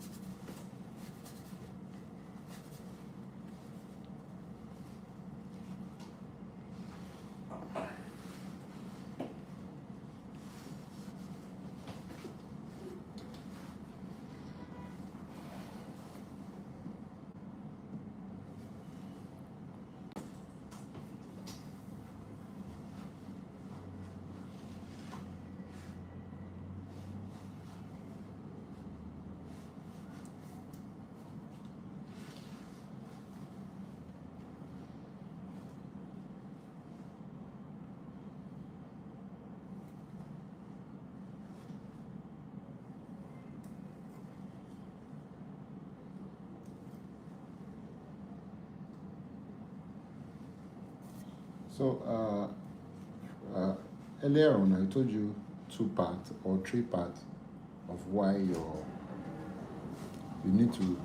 must resection your locks even if they are healthy, and I emphasize on random roots, and I emphasize on second point that I emphasize on was the weight of the locks. So now I'm going to be telling you the third point, because we are going to exhaust the whole 7 before the end of this class. So I'm going to tell you the third and the fifth point: must section your locks. Now, the third point why you must resection your locks is not the same with if I say because of weight. I'm not saying because of weight because it's the same with the first one I did. This one is different. The first reason why we said because of weight is that when the weight of a single strand is too much for its roots, it makes that looks to thin out. So that is why you have to resection, so that you can add more volume to it for it to be stronger. Now, this second one I want to talk about is weight. Weight in the sense that are you talking to me? Okay. Weight in the sense that imagine you have like 101 strands, or let's just say you have 100 strands of logs, and your logs are up to waist length. Isn't that too heavy? to me, it's kind of heavy because you won't have that freedom you're supposed to have. Your neck will be so stiff because you're trying to keep your head in place, Because of that, you will not really enjoy your locks journey. So I feel instead of you suffering excess weight and you still have the same length, I would recommend, if you know your locks is really heavy, I would recommend you resection the locks so that you reduce the quantity but not the length. You can reduce the quantity. When you reduce the quantity, definitely your locks is going to be healthy and you will have lightweight. So long water comes on your hair, you are going to be feeling very heavy. Imagine everybody goes to the pool to swim. Because you have a very long hair, you cannot swim with your hair, because when you finish swimming with your hair, you might not be able to walk home because the hair will be so heavy, or you visit the salon to wash your locks and your hair is so wet, you are not feeling comfortable to carry your hair along. So that kind of problem, it is advisable you resection the hair. So when you resection the hair that way, you are adding more volume to the root of each lock, then you are reducing the quantity, allowing the scalp to breathe. Because there is something that happens when you cover your head for too long, when there is no oxygen entering through your scalp, through your pore space. It also causes hair falling. It also affects your hair cuticle. So that's the same thing. When locks is too much around your hair, they are not having space for the hair to breathe or for your scalp to show. It's also going to cause the same impact. So it's always good you have your locks section so that you won't be suffering lightweight. And aside from that, you can carry your locks as long as you want. You will be comfortable. You can swim. You can do anything you want. So imagine you go from 100 to 80. You've taken a whole lot of 20 strands, and those 20 strands, just imagine, is around 20 inches length. Do you know what it takes for you to take out 20 inches length, 20 pieces out of your hair? You will feel so relieved. So that's why resectioning your locks is inevitable. Even if your locks is healthy, you have to resection because your scalp needs to breathe. You don't have to occupy every corner of your hair with locks. Are we together? Especially the back neck.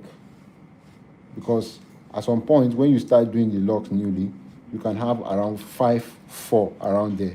But there will get to a point where your locks will become so thick, you can have only 3 or 2 at the back.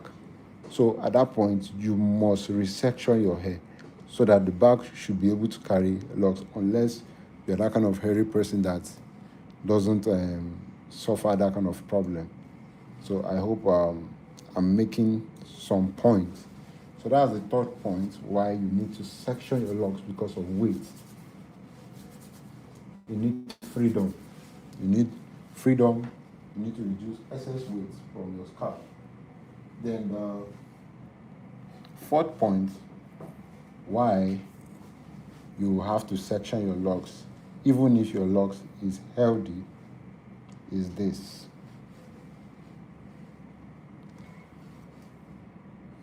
Lock sectioning is very crucial, especially when you are planning to carry your locks till Jesus come. So long your locks is growing and you have a lot of hair on your locks, you are going to be sweating a lot. And when you sweat a lot, one thing happens. It's going to trap debris into your locks. That is one primary cause of buildups.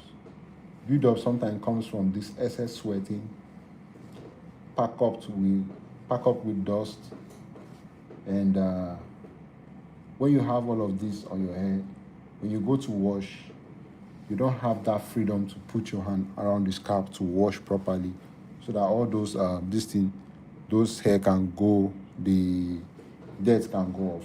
Sometimes when your hair is too full, you can't wash properly. You'll be struggling to wash the hair, no matter the quality of shampoo you use. If you don't rinse your hair properly, the product that you're trying to wash out will still stay inside of your locks. So when you resection your hair and reduce the quantity, it helps to give you freedom. It helps you to maintain your locks easily. It helps you to wash your locks properly. It helps you to have a better relaxation. It helps you to style your locks neatly. Have you seen someone with excess hair and someone with scanty hair? Which do you prefer to style their hair? Let's forget about the retwist. Let's say the person has retwist, he wants to style. The people with scanty locks, when they style their hair, no matter how small the style is, it looks great because their scalp will be shining all over the place and they will have this freedom that you with full hair is not having. So that is why you must resection your locks so that you can have freedom. You can have enough chance to make your locks look neat. So scanty locks looks neater than over full lock because once your lock is over full, you won't stand the chance to wash it properly. You won't stand the chance to sweat properly. When you sweat too much, you can't wipe it out because there is hair everywhere. When you try to put your towels, your locks will be dapping the sweat instead of the towel. So that's why you need to resection your locks so that when all of those activities come, you can do them freely without any problem. So that's point number 4. So I'll tell you point number 5. Let me just save a little time so we can round up with this work quickly. Thank you.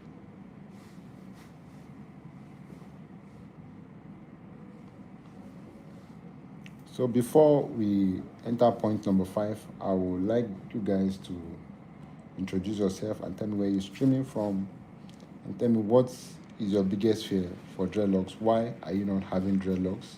And if you have dreadlocks, you are planning to take it down, tell us the reason why you want to take down your locks. And if you're having locks and your locks is randomly sectioned, tell us why you feel you will not want to resection your locks. And if you feel what we are teaching is contrary to what you believe, let us know and tell us why so we can understand. No one is above learning and no one is above mistake. Your point might counter my point, and if I feel it has better advantage compared to the disadvantage I've listed, definitely I'll have to rethink it again. But for now, these are the points I need to tell you why you need to resection your locks even if they look healthy.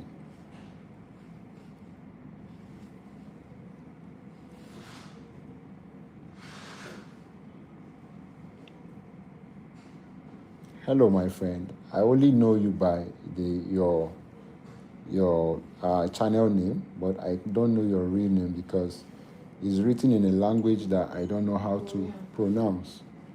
That's the Korean language, okay? So my admin said the Korean language. So what's the Korean name there?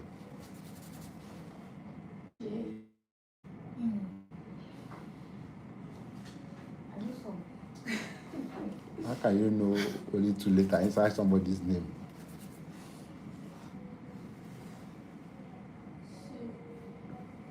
It's all right. You bite your tongue. You should not say I'm going to send you.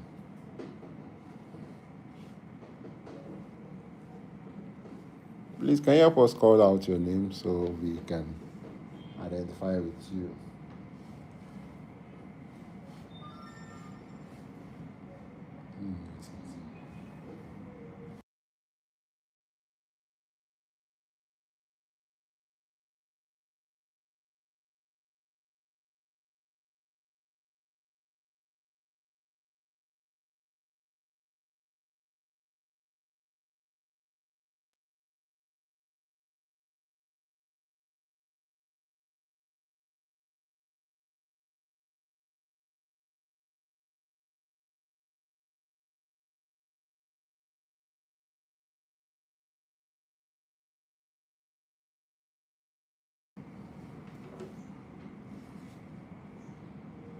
My Korean friend, I'm asking my admin that knows your name that she even tried to say to know if it's Korean because I always mistake it for China because I have a lot of China friends.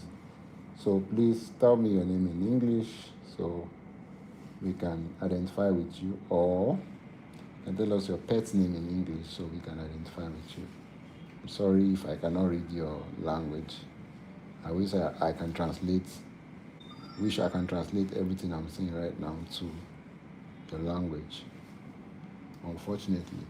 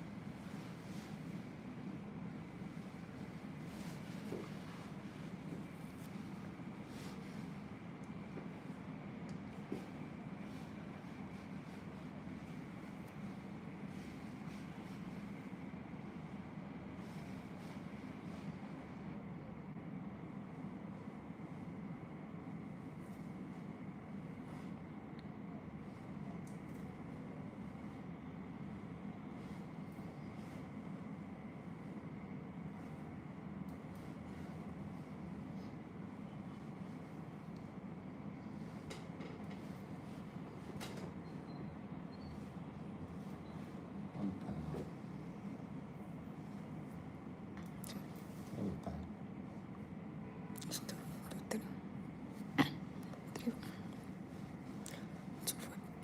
248.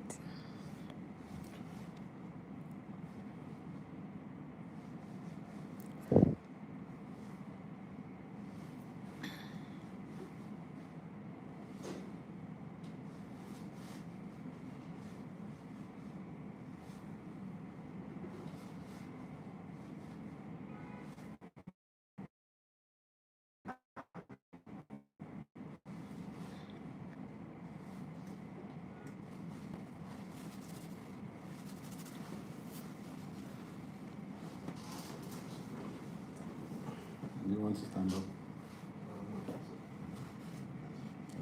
Stay up to raise your head up, sir.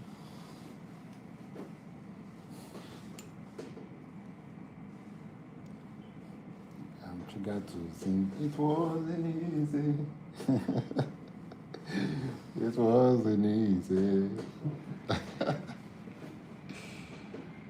Oh, God.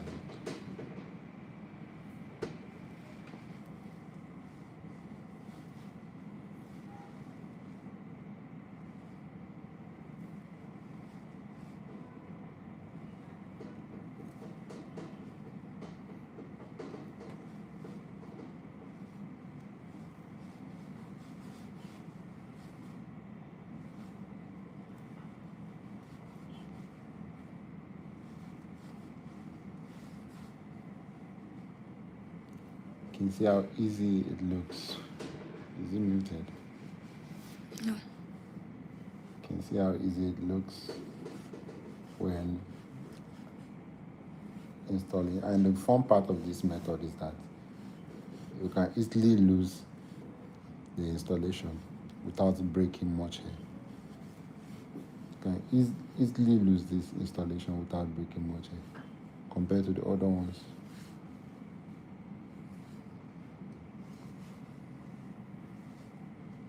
Once you put your needle, you just be dragging it out, it will be coming out, and the whole locks will loose smoothly.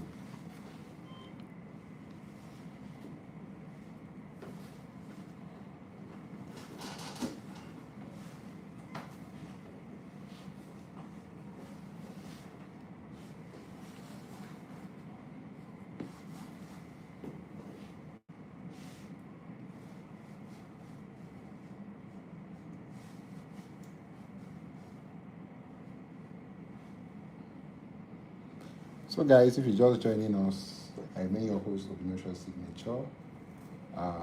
Right here, we just finished resectioning his locks.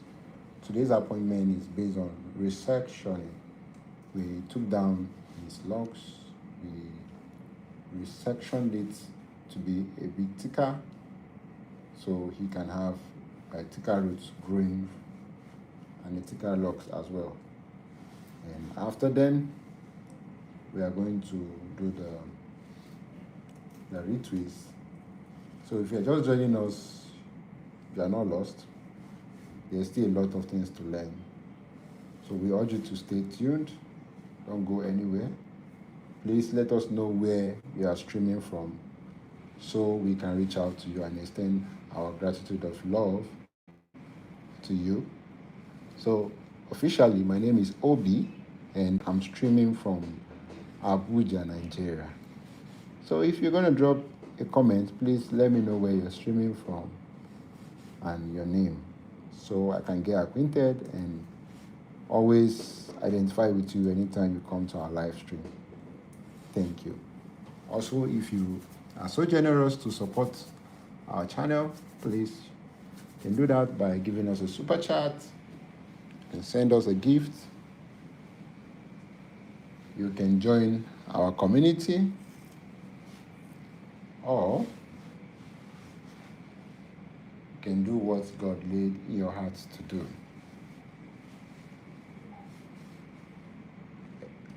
I'll give you a brief detail about this channel. This channel is a Locs channel. It has been existing for more than 12 years now. We didn't really take the channel serious, not until this year. And we have the little constraint was a financial challenge, and we pray that God will provide and we'll keep up with the pace. But for now, this channel is strictly about dreadlocks. We teach the primary details about dreadlocks, all you need to know about dreadlocks, the principle about dreadlocks.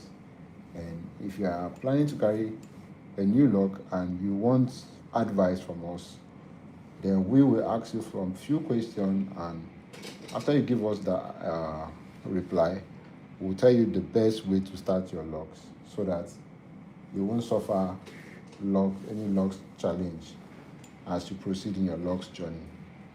So if you have someone that is inspiring to start locks and is lost, you need some clarity, this is a channel you can trust.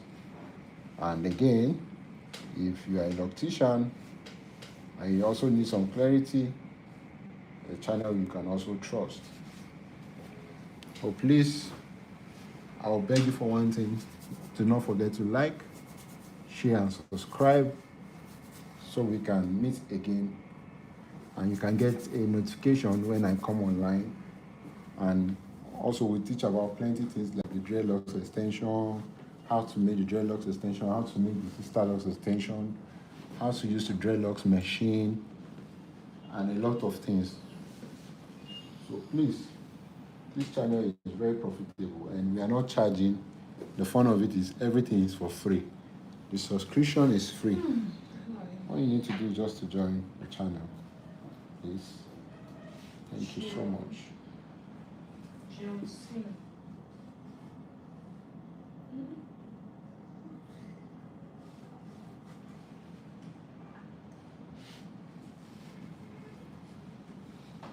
Can you help me check if there's light?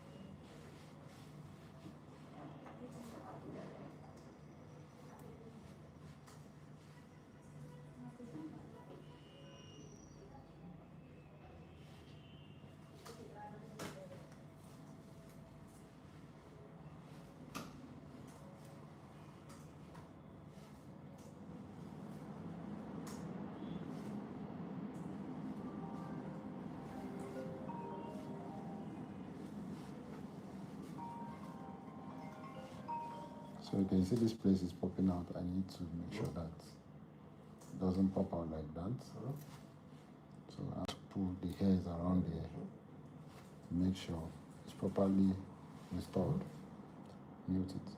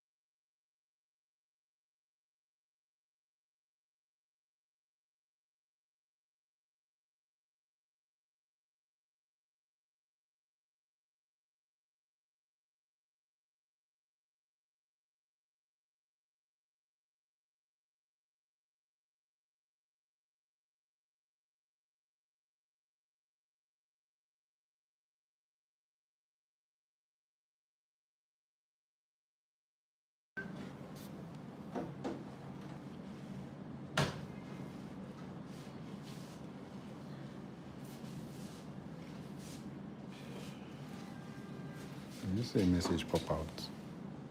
Yes, Papa. In case you are installing and you are trying to rush the process by picking a lot of hair to crochet in, it's going to make your work show more. So you need to be picking the strand little by little, especially when you are working at the beginning of the knot. It's very important you know that. I will show you on the next one I'm going to be installing so you'll see.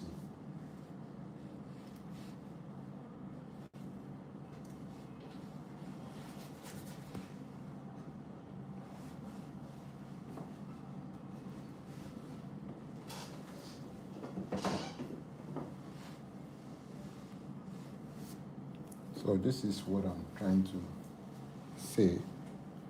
Pay close attention.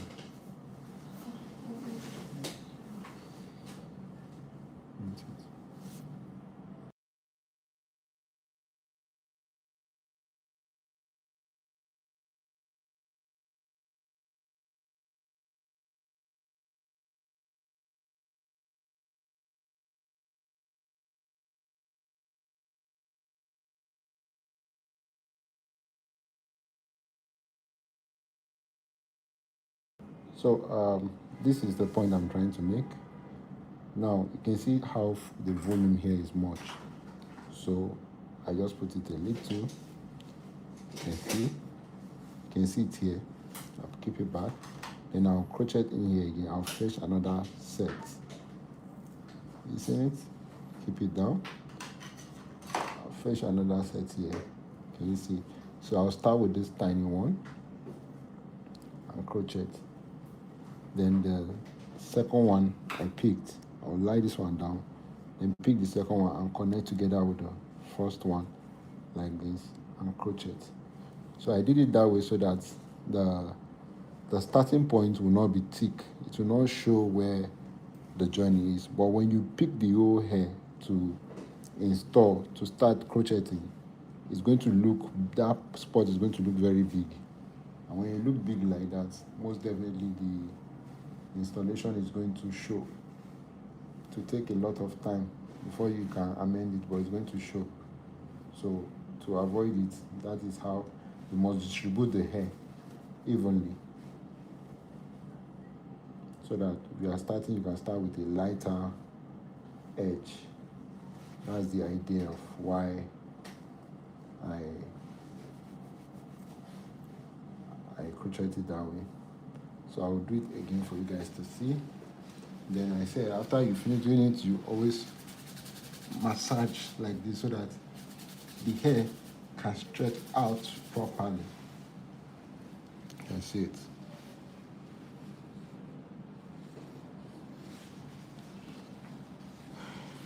So let's take a look at this again.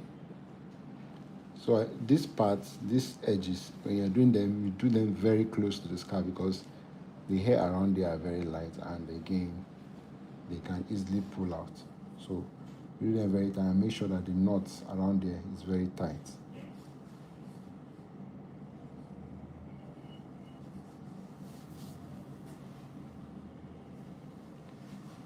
You're always missing this thing. See, if I put one like this, I will not block you.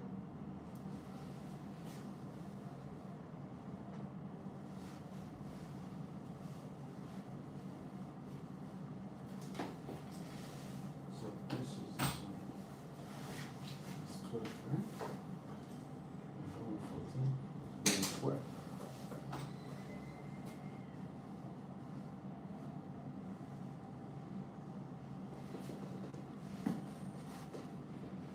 This 14. This is thicker. This is light.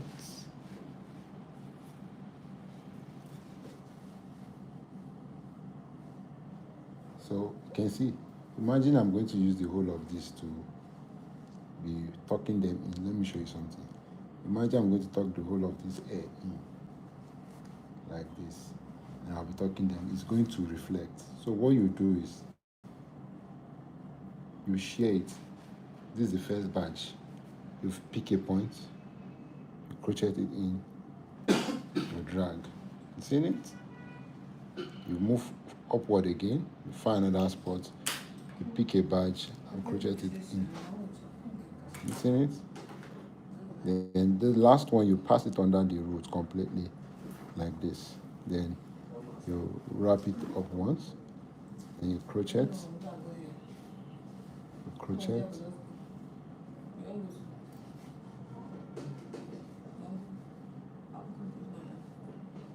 like this.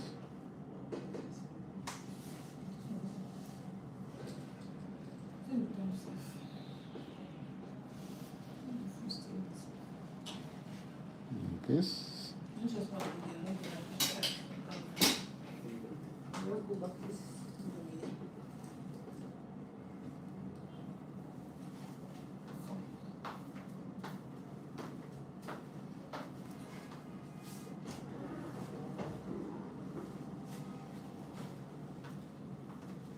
Let me call it so. Wait.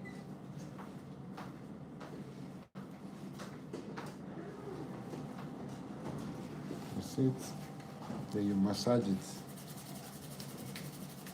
And when you massage it, there's a heat your hand is generating, and at the same time, it's stretching out the hair. So, see it. That's how we installed. So we are almost after this row. This is the longest row. After this row, then we should be done. So if you've watched to this time, I want to say a big thank you for streaming. And you've not seen the best part yet, so please just take a little break. Go get your water. Go get your soft drink, whatever you need to get. So can we get your soft drink? Pray for 5 alive. I have water. Okay, you have water? Water will cook for you, sir. Yeah, I have water there. Hey, please let me get 5 alive. Sure, no. Are you sure? Yeah, I'm trying to balance sugar. Oh, sugar. So, use the water. Let me get water now. Two. Yes. For this one. Shall Yes.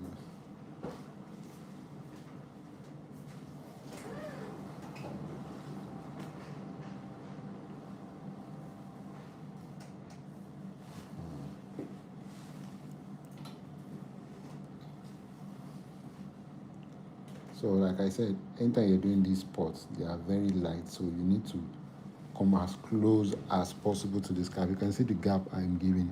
It's not much. If you don't do it like that, it's going to look too thin.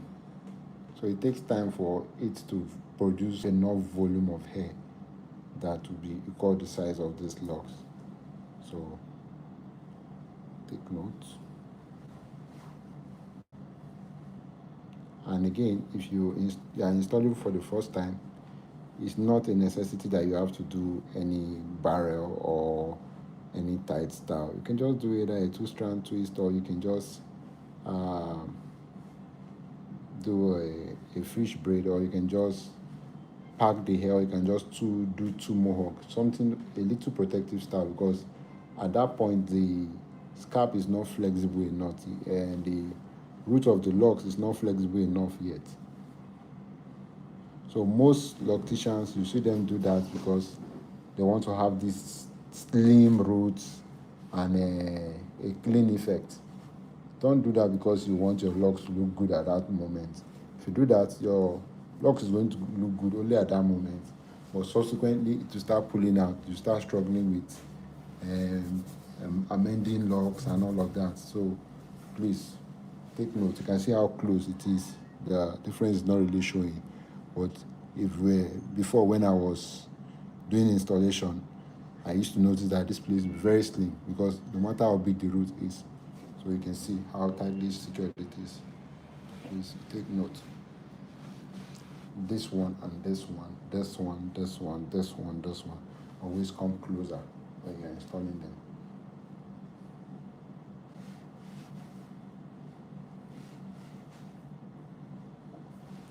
And I told you there's a way you test to see if your knot is good enough. You put your crochet pin under and try to drag it like this. If it opens, that means your knot is not good enough. You need to still knot it. So that's the idea.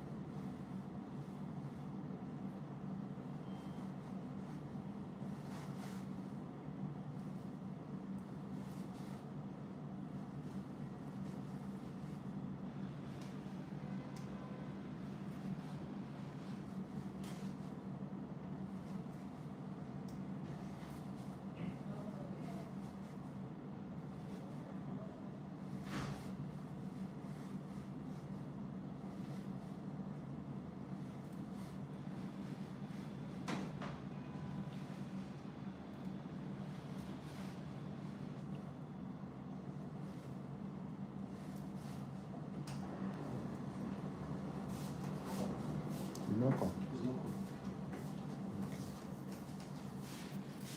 You know, buy passion trust. You try now.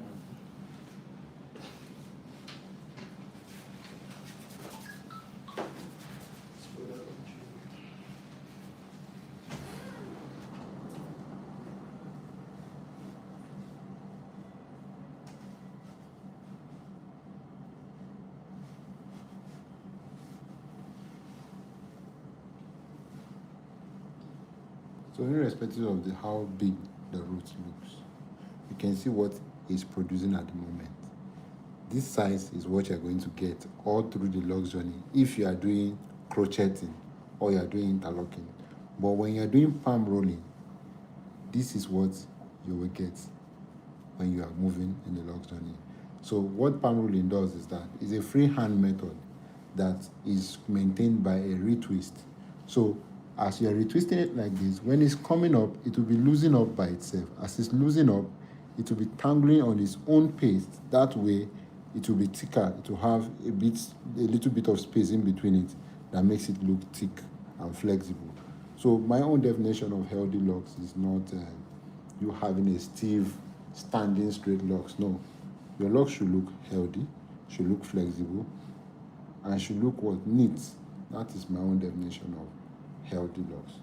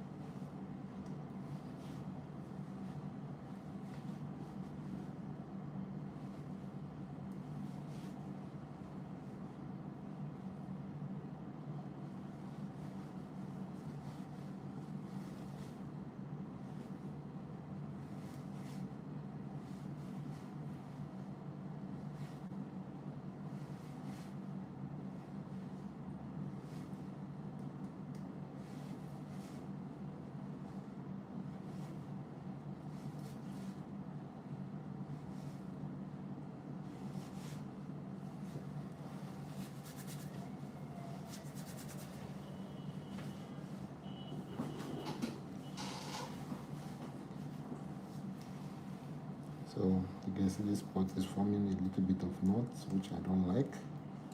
So I'll pick it out and correct it. Don't ignore those kind of signs. They are not good.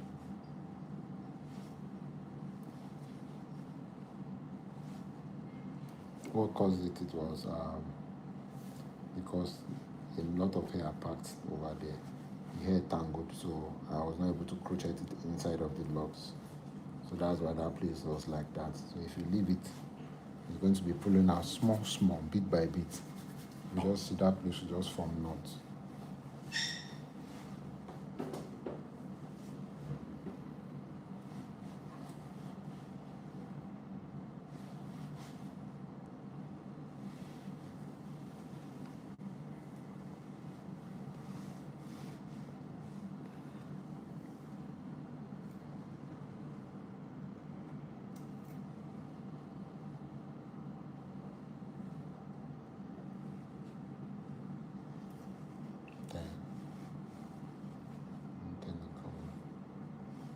Me that be standing also.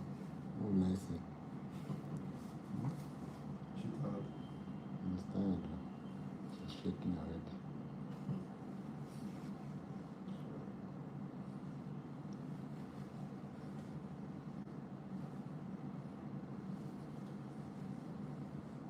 That's the hardest part of this job, standing. But to me, I prefer even standing than sitting. To me, sitting looks more difficult.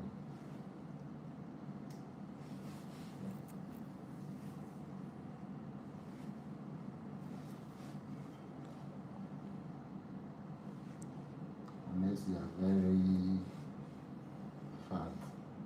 I know that standing will be difficult. Because the way to be telling your knee.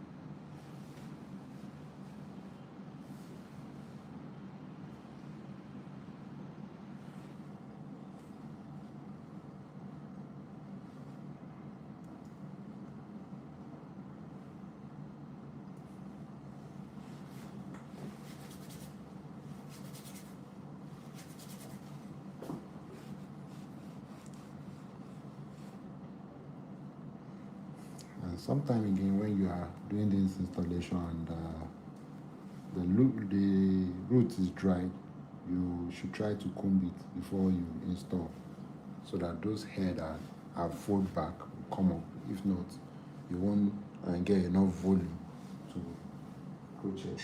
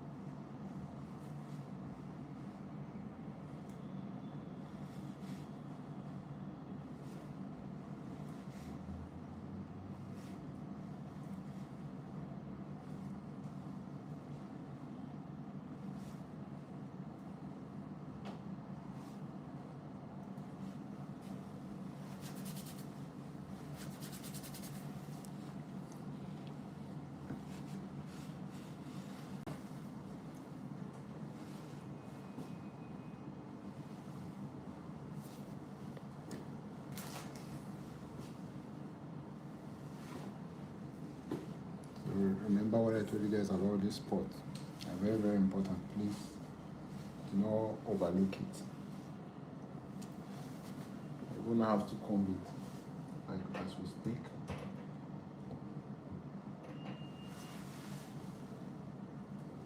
Have to comb it to make sure all the hairs are in. Then start the crocheting.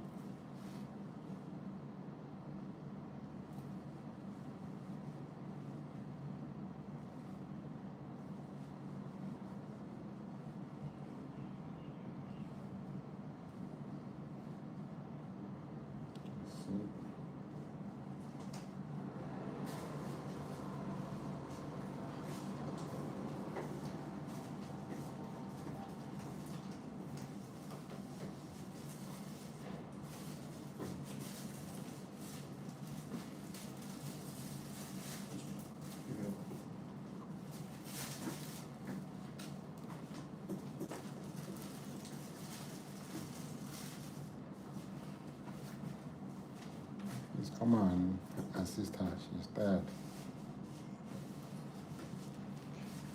After you assist her now, then you guys will tell me who will assist me. I'm tired. I'm just joking. I can do 3 of this in a day.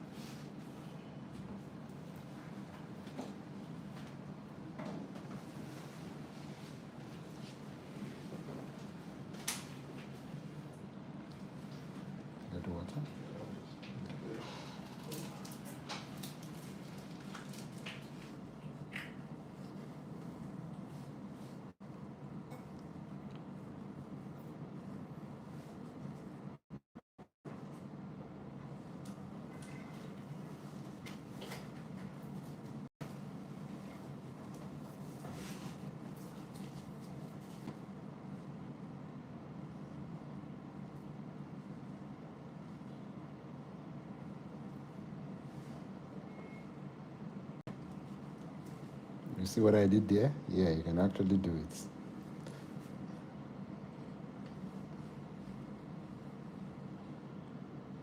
Just be rest assured that your installation is firm. That's just the whole deal there.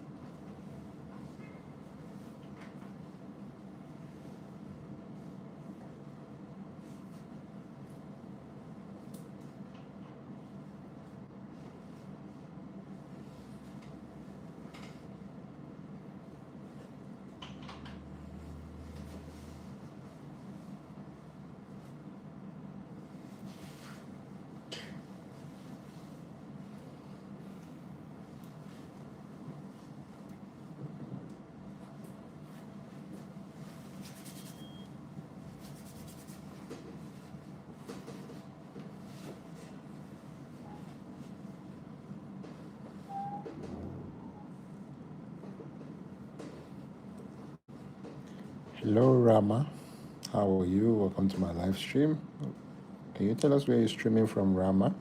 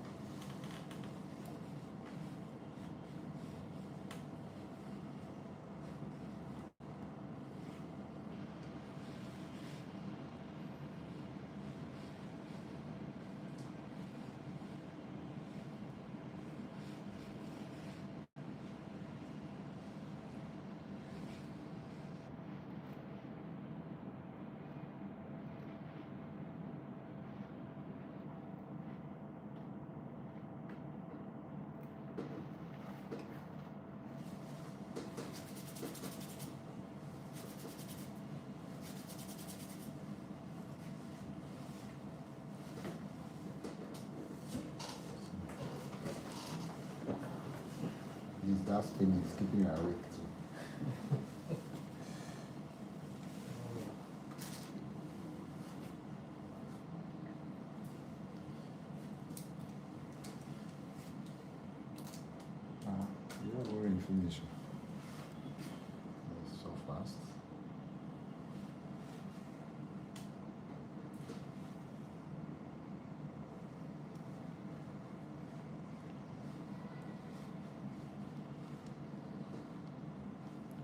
Send you one message. So that I'm an active main fee.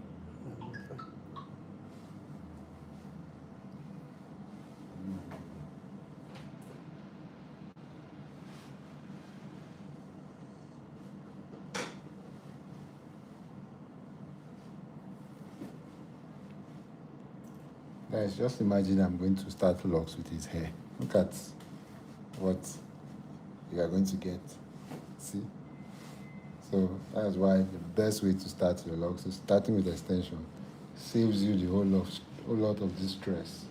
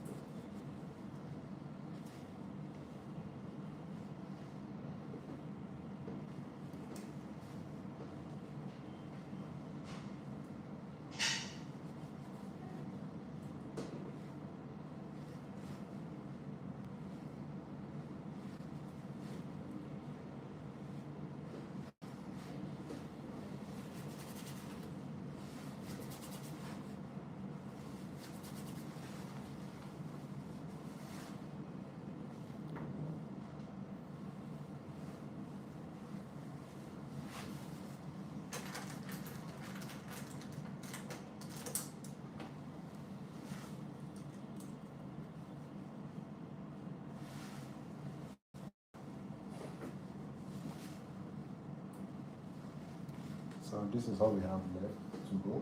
And after then, we proceed to washing. Then after washing, then installation. So Divine, let me pour water.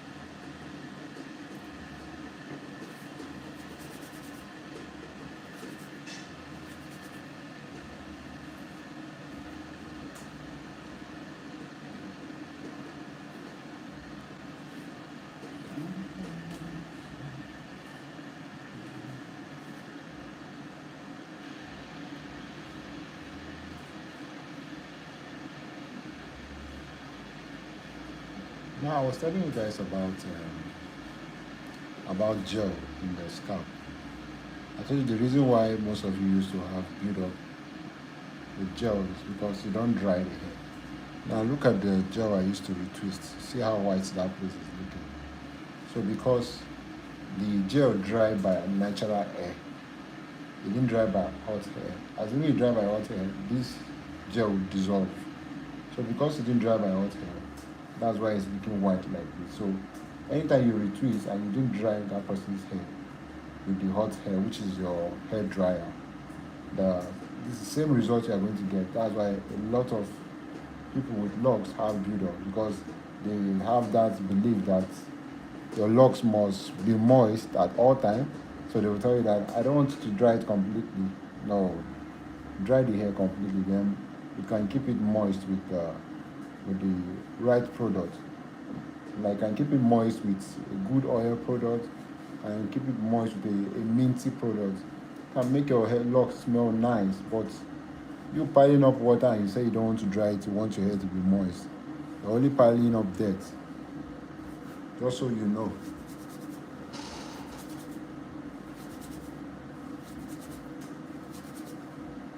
You can see the same gel we use for the twist, the same gel that's giving us this result. So you need to take note of it. You need to always dry it when you finish retwisting with hot hair. That is why you need the hair dryer as a loctician. And for those that love to do home service, do not do home service regularly. If you do home service today, try to visit the salon tomorrow, so that you won't be piling up too much gel in your locks.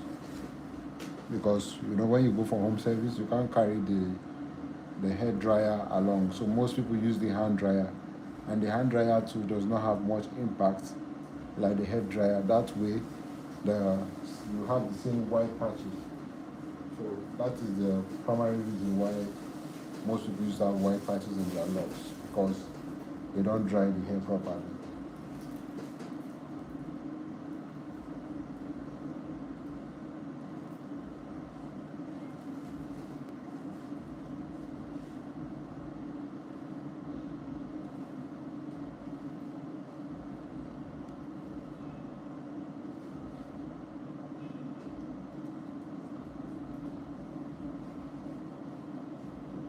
So immediately we are done with the installation and we want to start the retwisting, I'll tell you the fifth and the sixth reason why you must resection your locks before you retwist, which is the theme of today's class.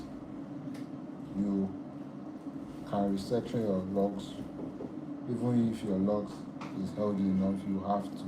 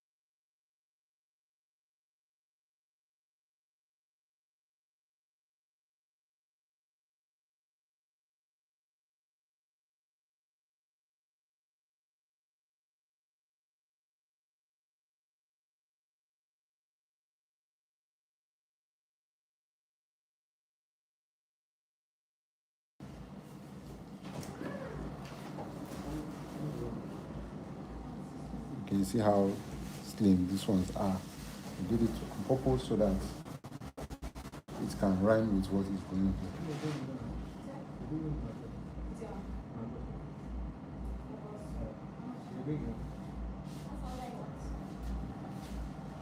Yeah.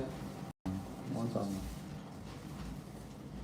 Yeah, like this one she's saying is, in fact, it's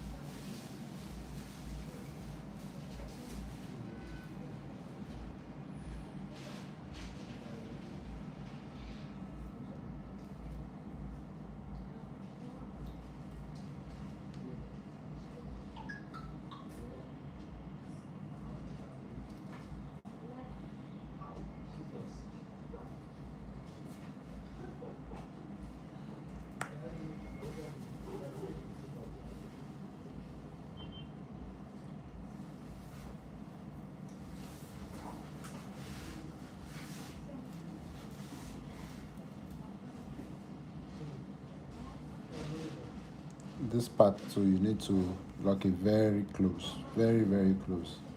And you need to make sure the knot is very tight.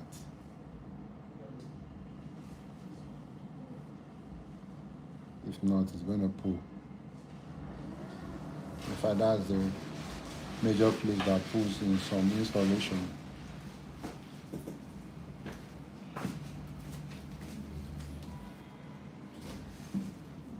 How much is everything? Yeah, I'll give her 155 euros.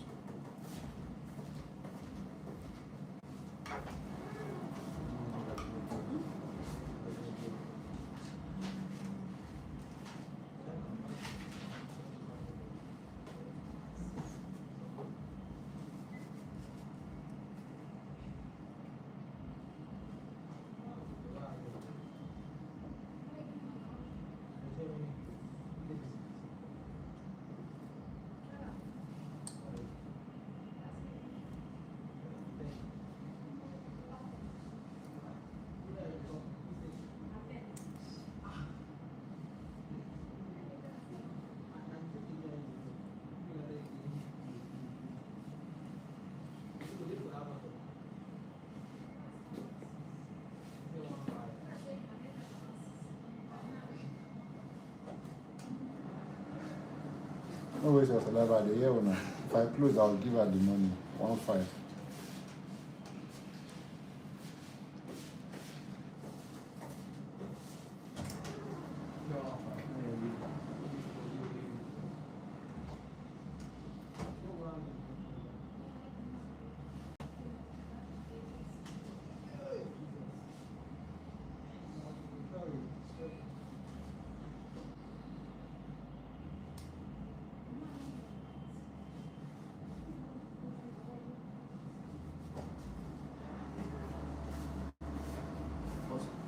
That's your answer, you can make it. No. Does it?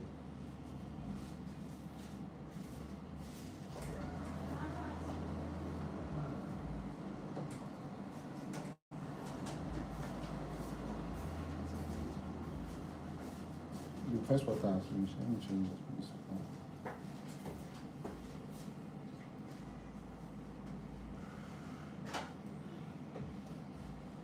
And how many? This is it mute. Yes.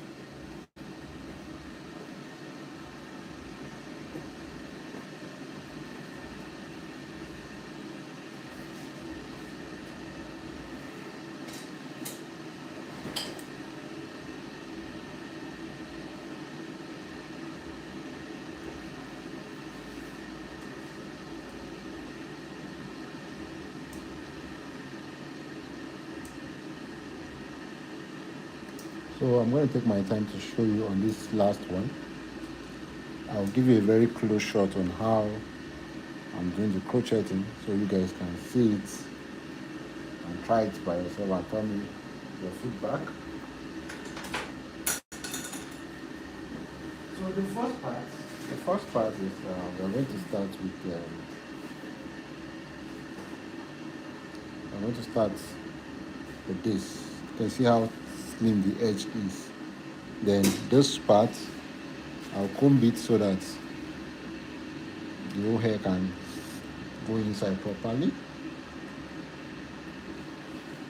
Then, because of how slim that part is looking, I'm not going to do the crocheting from here, or I'm going to do it directly from down like this. You see it? Like so. Like so. You see it? Now, the first part of this hair is going to be on the first knot, which I drag it. This is one part. This is the other part. Can you see? Then, this other part, because it's very light, I'm going to put it from under here. Can you see it? Then when I put it from under, I'm going to thread it. Are you seeing it? Then I'll pierce the body of the locks like this and pass it. Then I lock. I will turn it again, pierce the body of the locks again and pass it. So after I've done that, the next thing I'm going to do now is twist it again. Now when I'm twisting it, take a look at what will happen. You can see this one is standing on its own. So I'm twisting it to go and meet this other one. So there are now two on my hand. Are you seeing it? So those two now, if you wrap them on top of the body of the locks, it's going to be too big. So what do you do at that spot? You just pierce the body of the locks and crochet them in. Then you turn that part this way so that it will face this way. Now when you put your pin again, you crochet them back in. Are you seeing it? You turn it back again, you crochet it back in. That's what you keep doing. Crochet it back in. Now you will not meet the main one, which is the hair itself. That is the hair from the scalp. You do the same method on it. You turn again. Let me show you how close the gap between where I'm crocheting is. See, this is where I pierced before. So this is where I'm going to pierce now. And I'm making sure that I'm not piercing the same line. That is why I always open the mouth of my crochet pin so that I can pierce the locks like this. I first pierce it like this. So once it enters, then I push in. Are you seeing it? Pierce. That way you're not going to follow the same direction. But when you do like this, you see what I'm doing? When you do like this, most definitely you're going to follow the same direction, because when you do that way, it's only a part that's already been opened that this thing can pass. But when you do like this, it's going to pierce the locks from any spot and pass. So once you're almost exhausting, you go backward, like maybe 2 crochet backward, like this. Then 2 crochet forward again, so that the hair will not lose. Let me tell you one expo. If you crochet it straight, if you crochet the hair straight down, when this hair is wet, the body of the locks is going to be slippery. So that head, where you crochet it in, that's how it will be coming out. So that's why it's good when you crochet it to a spot. It's good you take it backward again and bring it. It's more like you have knot it, you have fold the hair back. So that way, if the hair wants to pull out, it has to go down like this before it comes up. But this one that you put it on a straight line without taking it back up before you bring it down. If you put it on a straight line like this, the same way you put it on a straight line, that's how it will be losing and going back up. So when you do it like halfway, you go back up like maybe twice on different direction, then you come back again. That way you have sealed it won't go out. So that's one of the secret of locks installation. So we are done and we are going for washing. So guys, if you've watched to this extent, I want to say thank you for joining us. And if you're just joining our live stream, I want to tell you that we are going to the retwisting stage. We just finished resectioning the locks. We just finished installing the locks. Now we are going for the retwisting stage. So, boss, would you like to dye the hair? Sorry? Would you like to dye the hair? You like it brownish like this? I think it's okay like this. So, Kenny, I'll wash it. Okay. So we are going on break. We'll be back shortly. Don't go anywhere. Ensure you like, share, and subscribe. I remain your host, Provincial Signature. Take the break.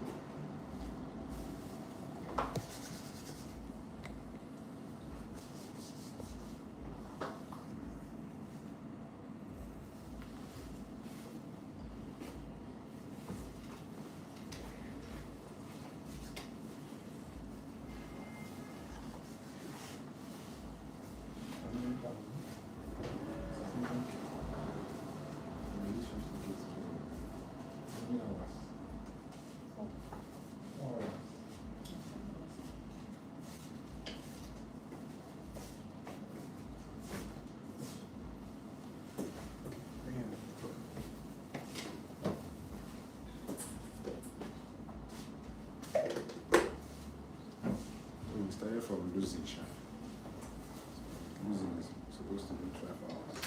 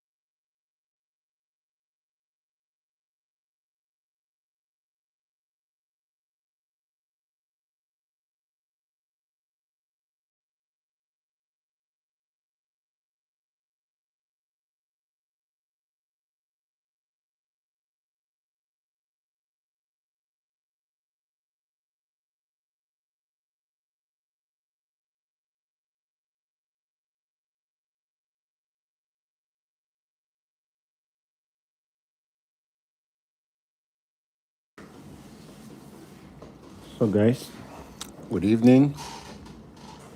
We are back. We're back to the retwist session of the same hair we resectioned. So I'm glad you guys have seen all the stages that are involved for locks resectioning, and I believe that you've learned a lot about this whole process. The video will be out there for you to roll over again if you want to check any parts you missed out. And right now I'm going to put you through on how to do the proper lock retwist, the products you're going to use for the lock retwist, so on and so forth. I'll tell you their names and their functions.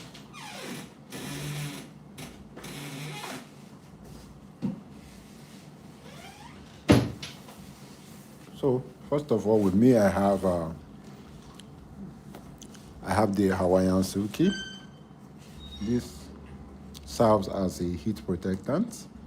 It serves as a leave-in conditioner, as a repairer, as a moisturizer, and also smooth dry scalp. So it has 14-in-1 function. You can pause the video, screenshot the screen so you can go through it. So now I'm going to spray it around the body. Is it the one we're using? This one we're using. That looks small. So I'm going to spray it on the body of the locks. To me, it's okay. Oh, okay. To me, I use it to protect the locks from the excess heat, because this hair is going to the dryer. So I use it as my heat protectant. You can see how I spray it on the locks generously.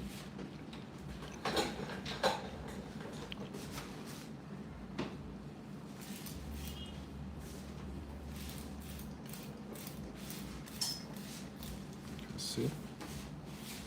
I also spray it on the scalp generously.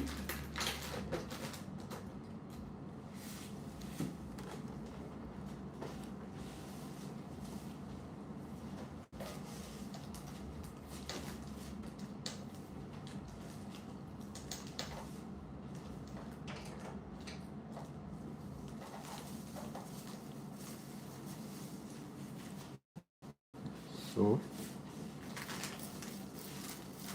you can see.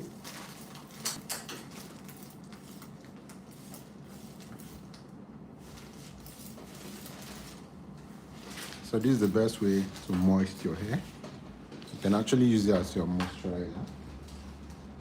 So next on my list is I'm going to use my molding gel, which is this one, and my picking comb for the retwist. So I'm going to start from the back today. I'm starting from the back not because it's actually the best place to start. You can start from anywhere. Depends on how comfortable you are and how comfortable your client is. So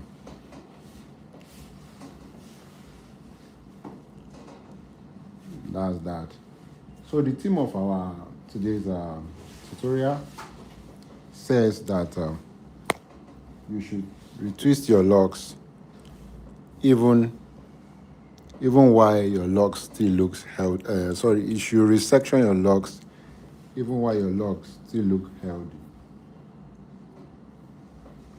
And we drop a vote on a poll rather on the live stream asking if resectioning is inevitable.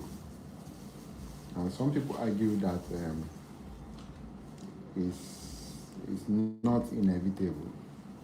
That means if you are carrying locks, you mustn't resection your locks.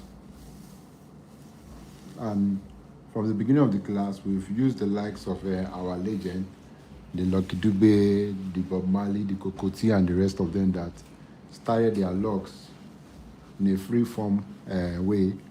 And the reason why their locks are not even and they are not, some are big, some are small. You have never seen their scalp and all of that. So I've outlined all those points already, so I don't need to go back on it. What I need to do now is to put you through the 6th point and the 7th point on why you should resection your hair even though your lock still looks healthy.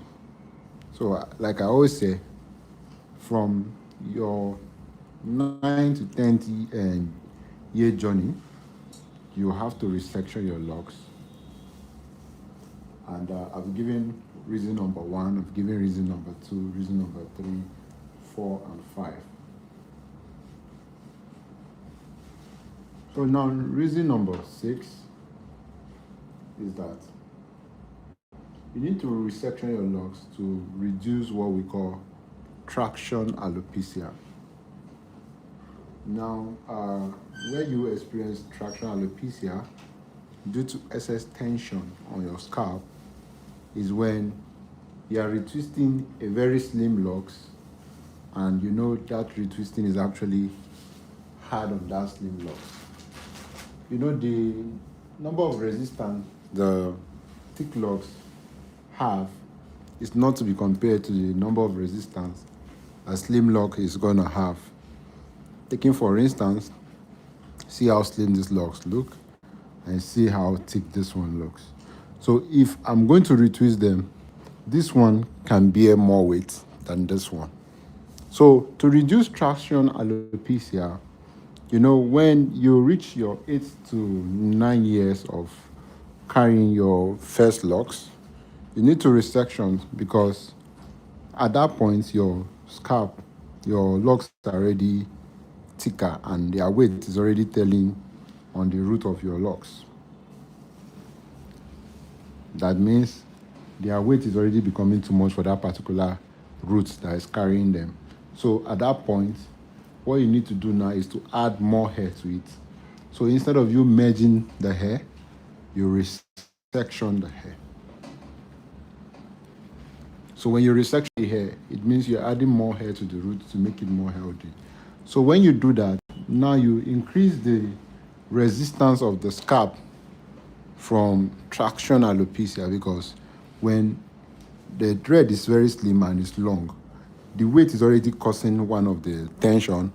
You retwisting it is another tension. So in order to reduce that tension is to increase the size of the root. So that's the 6th point why you must resection your locks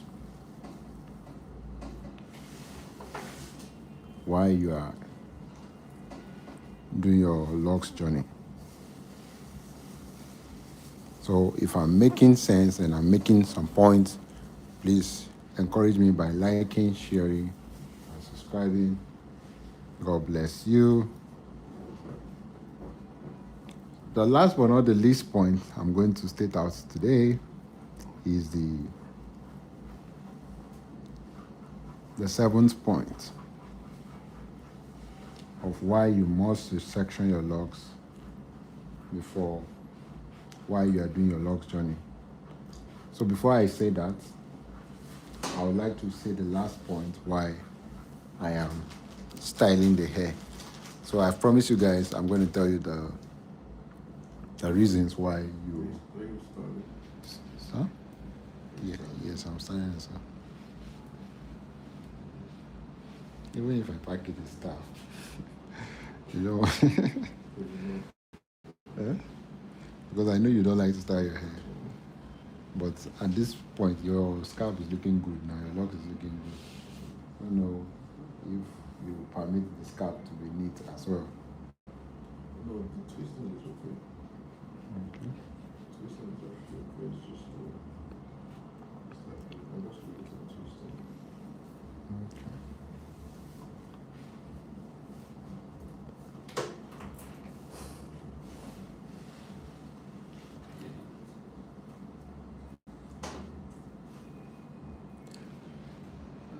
So back to the.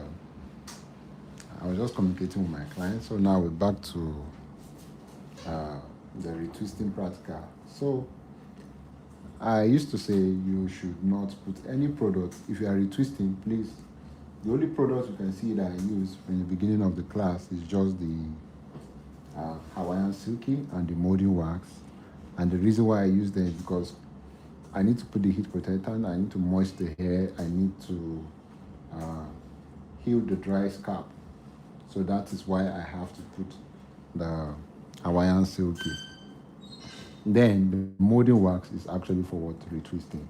And the reason why I'm not putting any other product alongside the molding wax is because I don't want the product to contradict. Now, any locks product that you're using that has a trace of oil on it, like it has some oily effect, a little on it, please do not use it alongside your wax, no matter how expensive, no matter the quality of wax you are using. The reason is because when any greasy product comes on it, it doesn't allow the gel to dry up. Even with excess heat, it doesn't allow it to dry up. It keeps it fresh. So as it keeps it fresh like that, over time it will dry with natural hair. And when it dries with natural hair, it's going to leave white patches. And those white patches are actually what causes buildup. That's why you see somebody will retwist after a month. When it comes back, you see a very big white patches under their root. That thing you're seeing is actually the gel that did not dry up that formed that stuff. So you don't use oily product on your locks when you are retwisting. Then another point that you don't need to use oily product on your locks when you are retwisting is there are some locticians, you see them, they'll go and start applying the oil on the scalp first before they start retwisting. If you do that, your work is going to be very dull. Let me explain. Do you know that you can, while you're watching me now, I want you to try this by yourself and tell me what result are you getting. Try to put oil on your palm first. When you put oil on your palm, then you put the wax on the other finger. Then try to scratch your palm and tell me what you see. You just tell me what you see. Try it. I'll just give you 2 minutes to try it. Then you can tell me in the comment section what you feel like, what happened.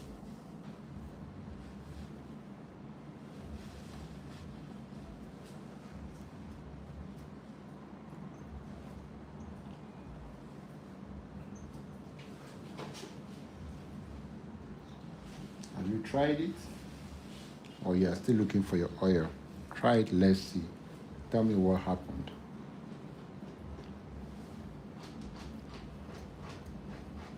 Okay, don't take much of your time. What will happen is that the friction, your grip will not be tight anymore. That means you see this way that I'm combing this hair and I'm able to grab the locks the way I want it like this and retwist. It's because there's no oil on it. There's oil on it will be slippery. So as it's slippery, I can only work with the hair I have on my hand. So you'll be having some short hair around your retwist. So you don't put oil on the scalp when you're retwisting. You only put oil after you finish retwisting. So that is the reason why we don't use oil on the scalp. Is that point clear enough?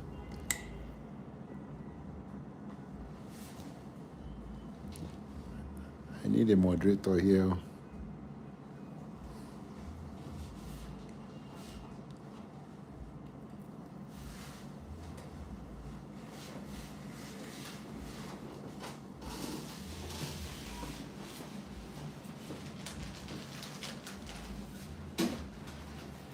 So if you don't see me putting oil, this is the reason why I'm not putting oil, please.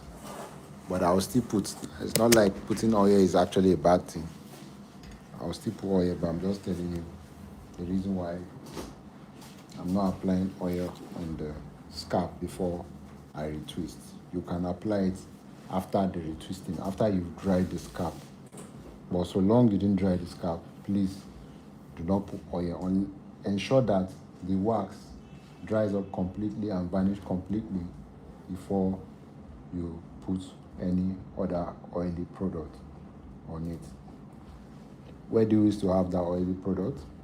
From all those castor oil is a oily product you don't put before retwisting. Those mango oil too is not the oil you put before you retwist. It's after retwisting then you can apply them. So sometimes most people accuse the gel for creating the white patches, and meanwhile it's actually the wrong application that causes the white patches. So are we clear on that? Is that point clear enough? So if you think what I'm teaching is making sense and I'm teaching something reasonable and you've learned a lot from my channel, please ensure you support me by liking, sharing, and subscribing. And please, God bless you. Thank you so much for doing that. I can see so much love. I can see 120 likes so far. God bless whoever has subscribed. And for those who are gifting us and who are still about to gift us, thank you and God bless you as well. So let's continue with the lecture. So another point I want to draw closely is I have a lot of gel. I have a lot of gel to use, but if you observe my wrist, you see that I have a little only on my wrist. It's not because I don't have enough to fetch, but because I don't want to keep it exposed to natural air for too long. If you do that, it's going to become white. If you check, you can see the part that has dried up on my wrist already looking white. That part is what you're going to get if you keep a lot of gel on your wrist for too long. So it's good you fetch it little by little, keep it on your wrist. If you use, you fetch again. So that way, your gel will not be sitting on your locks.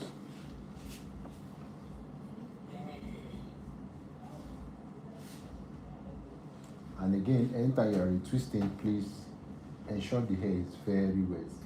When the hair is dry,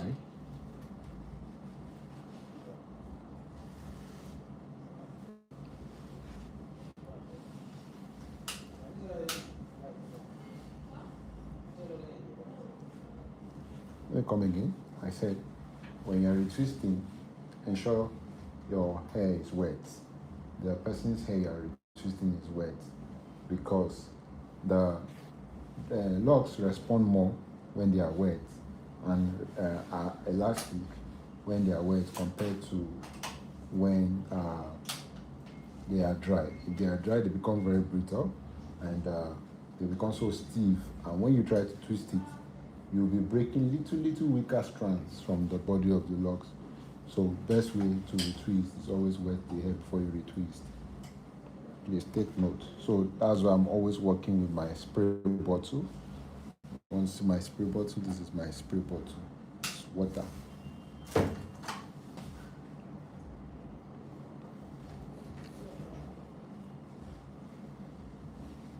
And if you observe one thing about the way I retwist is that I always group my work. I always organize my work.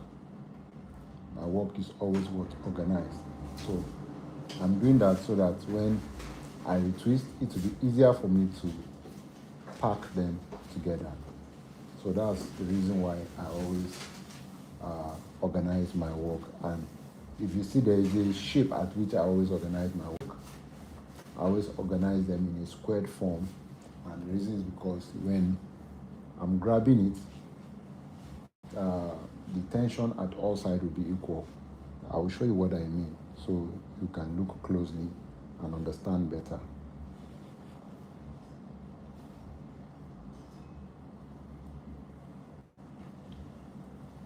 Thank you.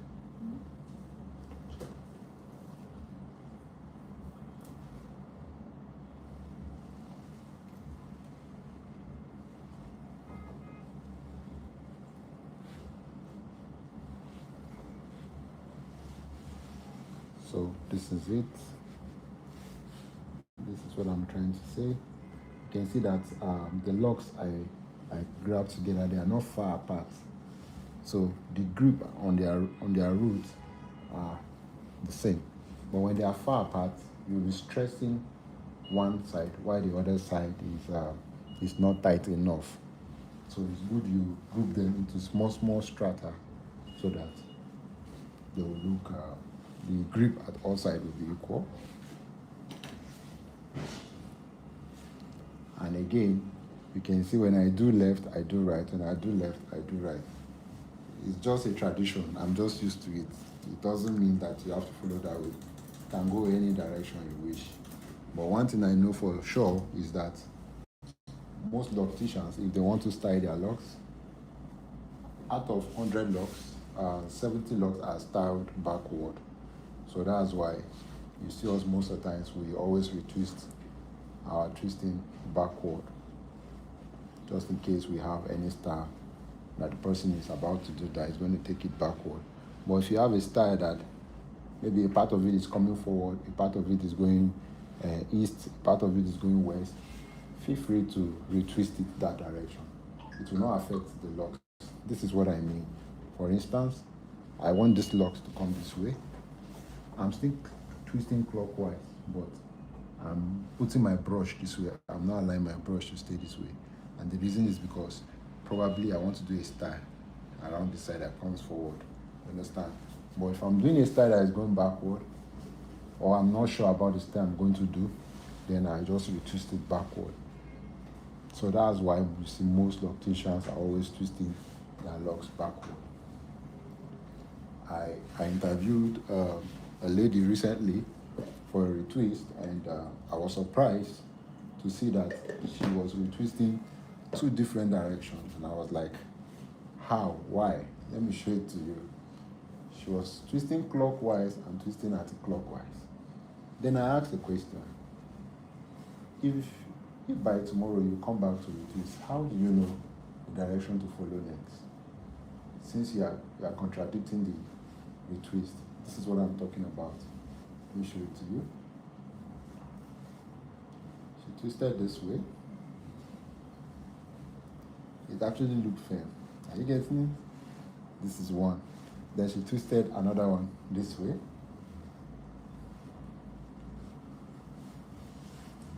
So after she did it this way, and she started, it actually looked nice, very good.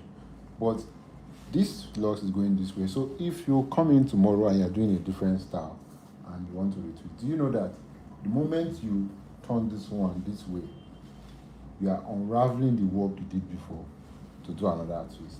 So when you keep doing that, your locks is not going to fuse together.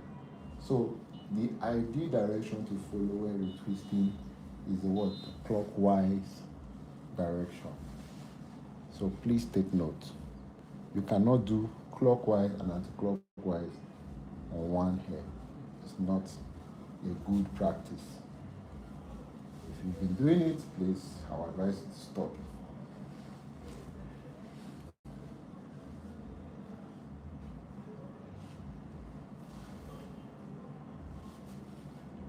So for those that like to do interlocking as well, if you want to do interlocking and you want your interlocking to look very clean and good, first thing you need to do is you have to palm roll first.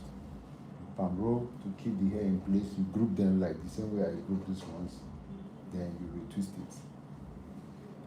Then you start interlocking it. That is the proper way to do interlock. But if you start picking them one after the other, retwist and lock, your work is not going to be sharp. So you can see I just use my bottle spray just to make sure that the hair is wet enough for me to retwist.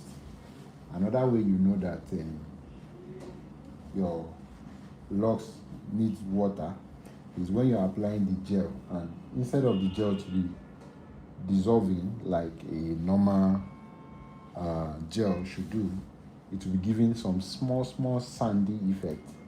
It will be looking sandy like I don't know how I'm going to put it here, but it will be looking sandy. It won't apply like the normal gel. Then you know that what the locks need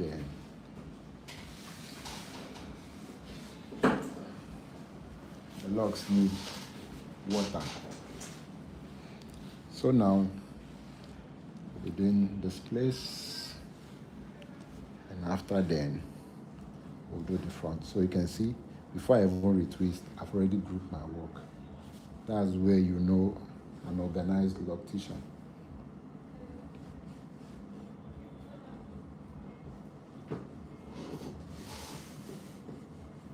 And if you observe all through the retwist, I avoid using too much of my tail comb because the locks are already fused together. There is no way you can use your tail comb to start creating new lines that you're not going to break the hair. You definitely break the hair if you do that. So just to brush in and out gently to make sure that all hair are really sitting in place. And that is it. The hair will look good. Then one other point I stressed out recently is about the crocheting method. Now you can see this one doesn't have a lot of hair around their roots. If it's the crocheting method, the hair you're going to see around the roots will be too much. And before you know it, you have the slimmer locks. That's why you see, and most of the times you see those guys that used to post the crocheting way of installing locks. After a while, you see them, they are cutting the same client's hair that they install their hair. You see them cutting it to install again. That's because of that method doesn't really hold locks through installation that much.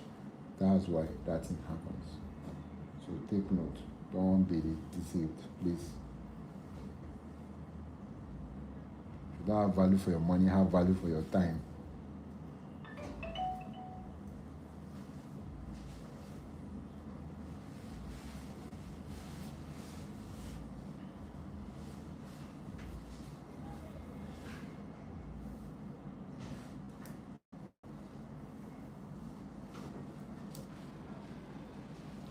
So it's not necessary that you have to retwist too much before you can pack them in together like this. You can just retwist at least 4 or at least 3. It depends on how close they are. Then you pack it. Because the faster you pack the hair you retwist, the neater your work looks. But if you keep it down for too long, like those people that love to retwist the whole hair, let me show you something. They'll love to retwist like this. Then they'll be keeping it this way. They'll be keeping it this way and retwisting the way and keeping it this way. If you do like this, your work will be dull because that grip that you're supposed to have when you hold them with the rubber band like this, you won't have it. And that way, the locks will lose its shine. So that's why so many people knows how to palm roll, but when they finish palm rolling, they will see Mr. A's palm rolling is looking neater than Mr. B's palm rolling. And they ask, is it not the same palm rolling they are using? Or is it not the same product they are using? And you don't have an excuse, you start blaming products. It's not product, it's what? The way you practice it.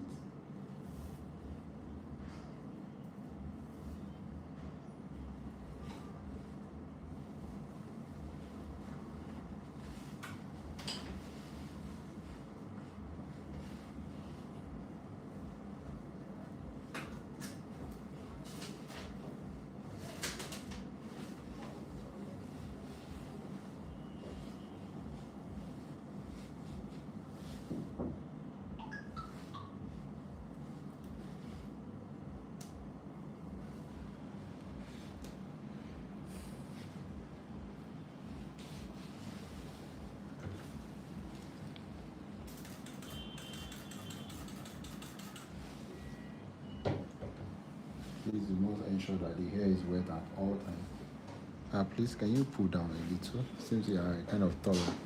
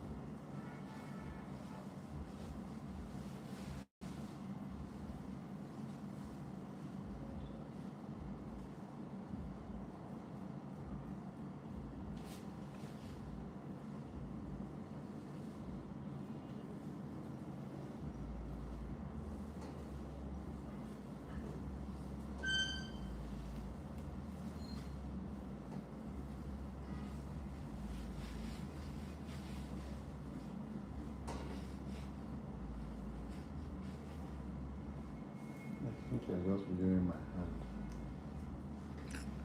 Yeah, sure. Hmm? No.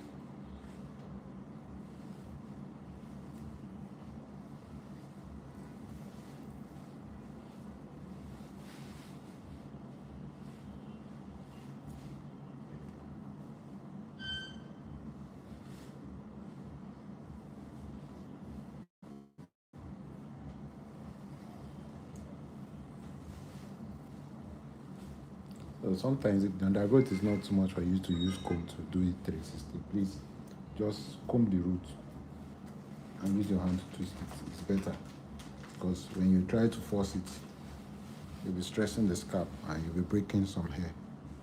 So please also take note of that.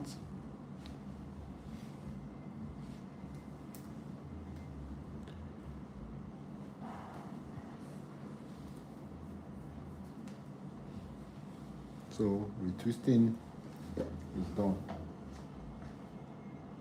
I always tell my clients after every locks installation, I always tell them that you're here to see the best of my service because the installation is still fresh. I always make sure my locks are tightly secured. So I don't really stress the scalp that much. But subsequently, when you keep coming, you see the scalp keeps improving.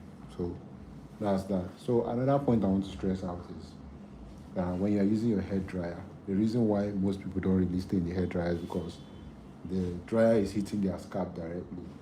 So the best way to prevent that is when you're about to dry their hair, you use the locks to protect this part of the scalp because that's where the hot hair is hitting the most. So you use the hair to protect that part so they can stay longer than expected in the dryer for the hair to dry properly. Can you see? So anytime you see me doing this thing, there's no ritual behind it. It's just to make sure that they are comfortable and the hair dries properly.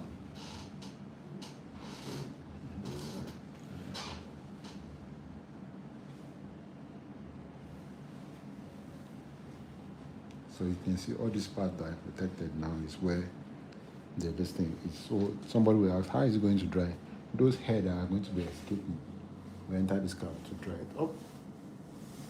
Then you use your towel to protect their ears because this foam, you don't really wash it constantly so that it won't get spoiled. So to observe a proper hygiene, the towel you're using to cover them, you can use it to cover the ear like this. Then put it so that to protect their ear, and also the towel will help the hot hair not to escape into their body.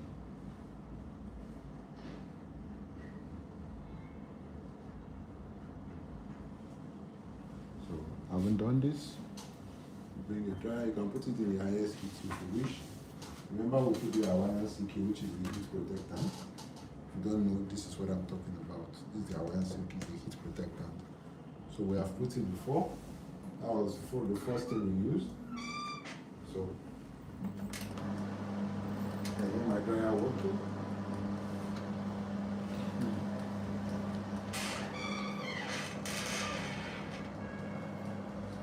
Then this one rub them in like this so that it will dry. So we are going to give it 5-10 minutes to make sure it dries. And after it dries, we'll come back with the styling. After the styling, I think that is going to be all of it. So please guys, if you've watched this, I'd like you to subscribe, share, and promote my page. Thank you so very much. God bless you. Please stay tuned while we look forward to start with vlogs.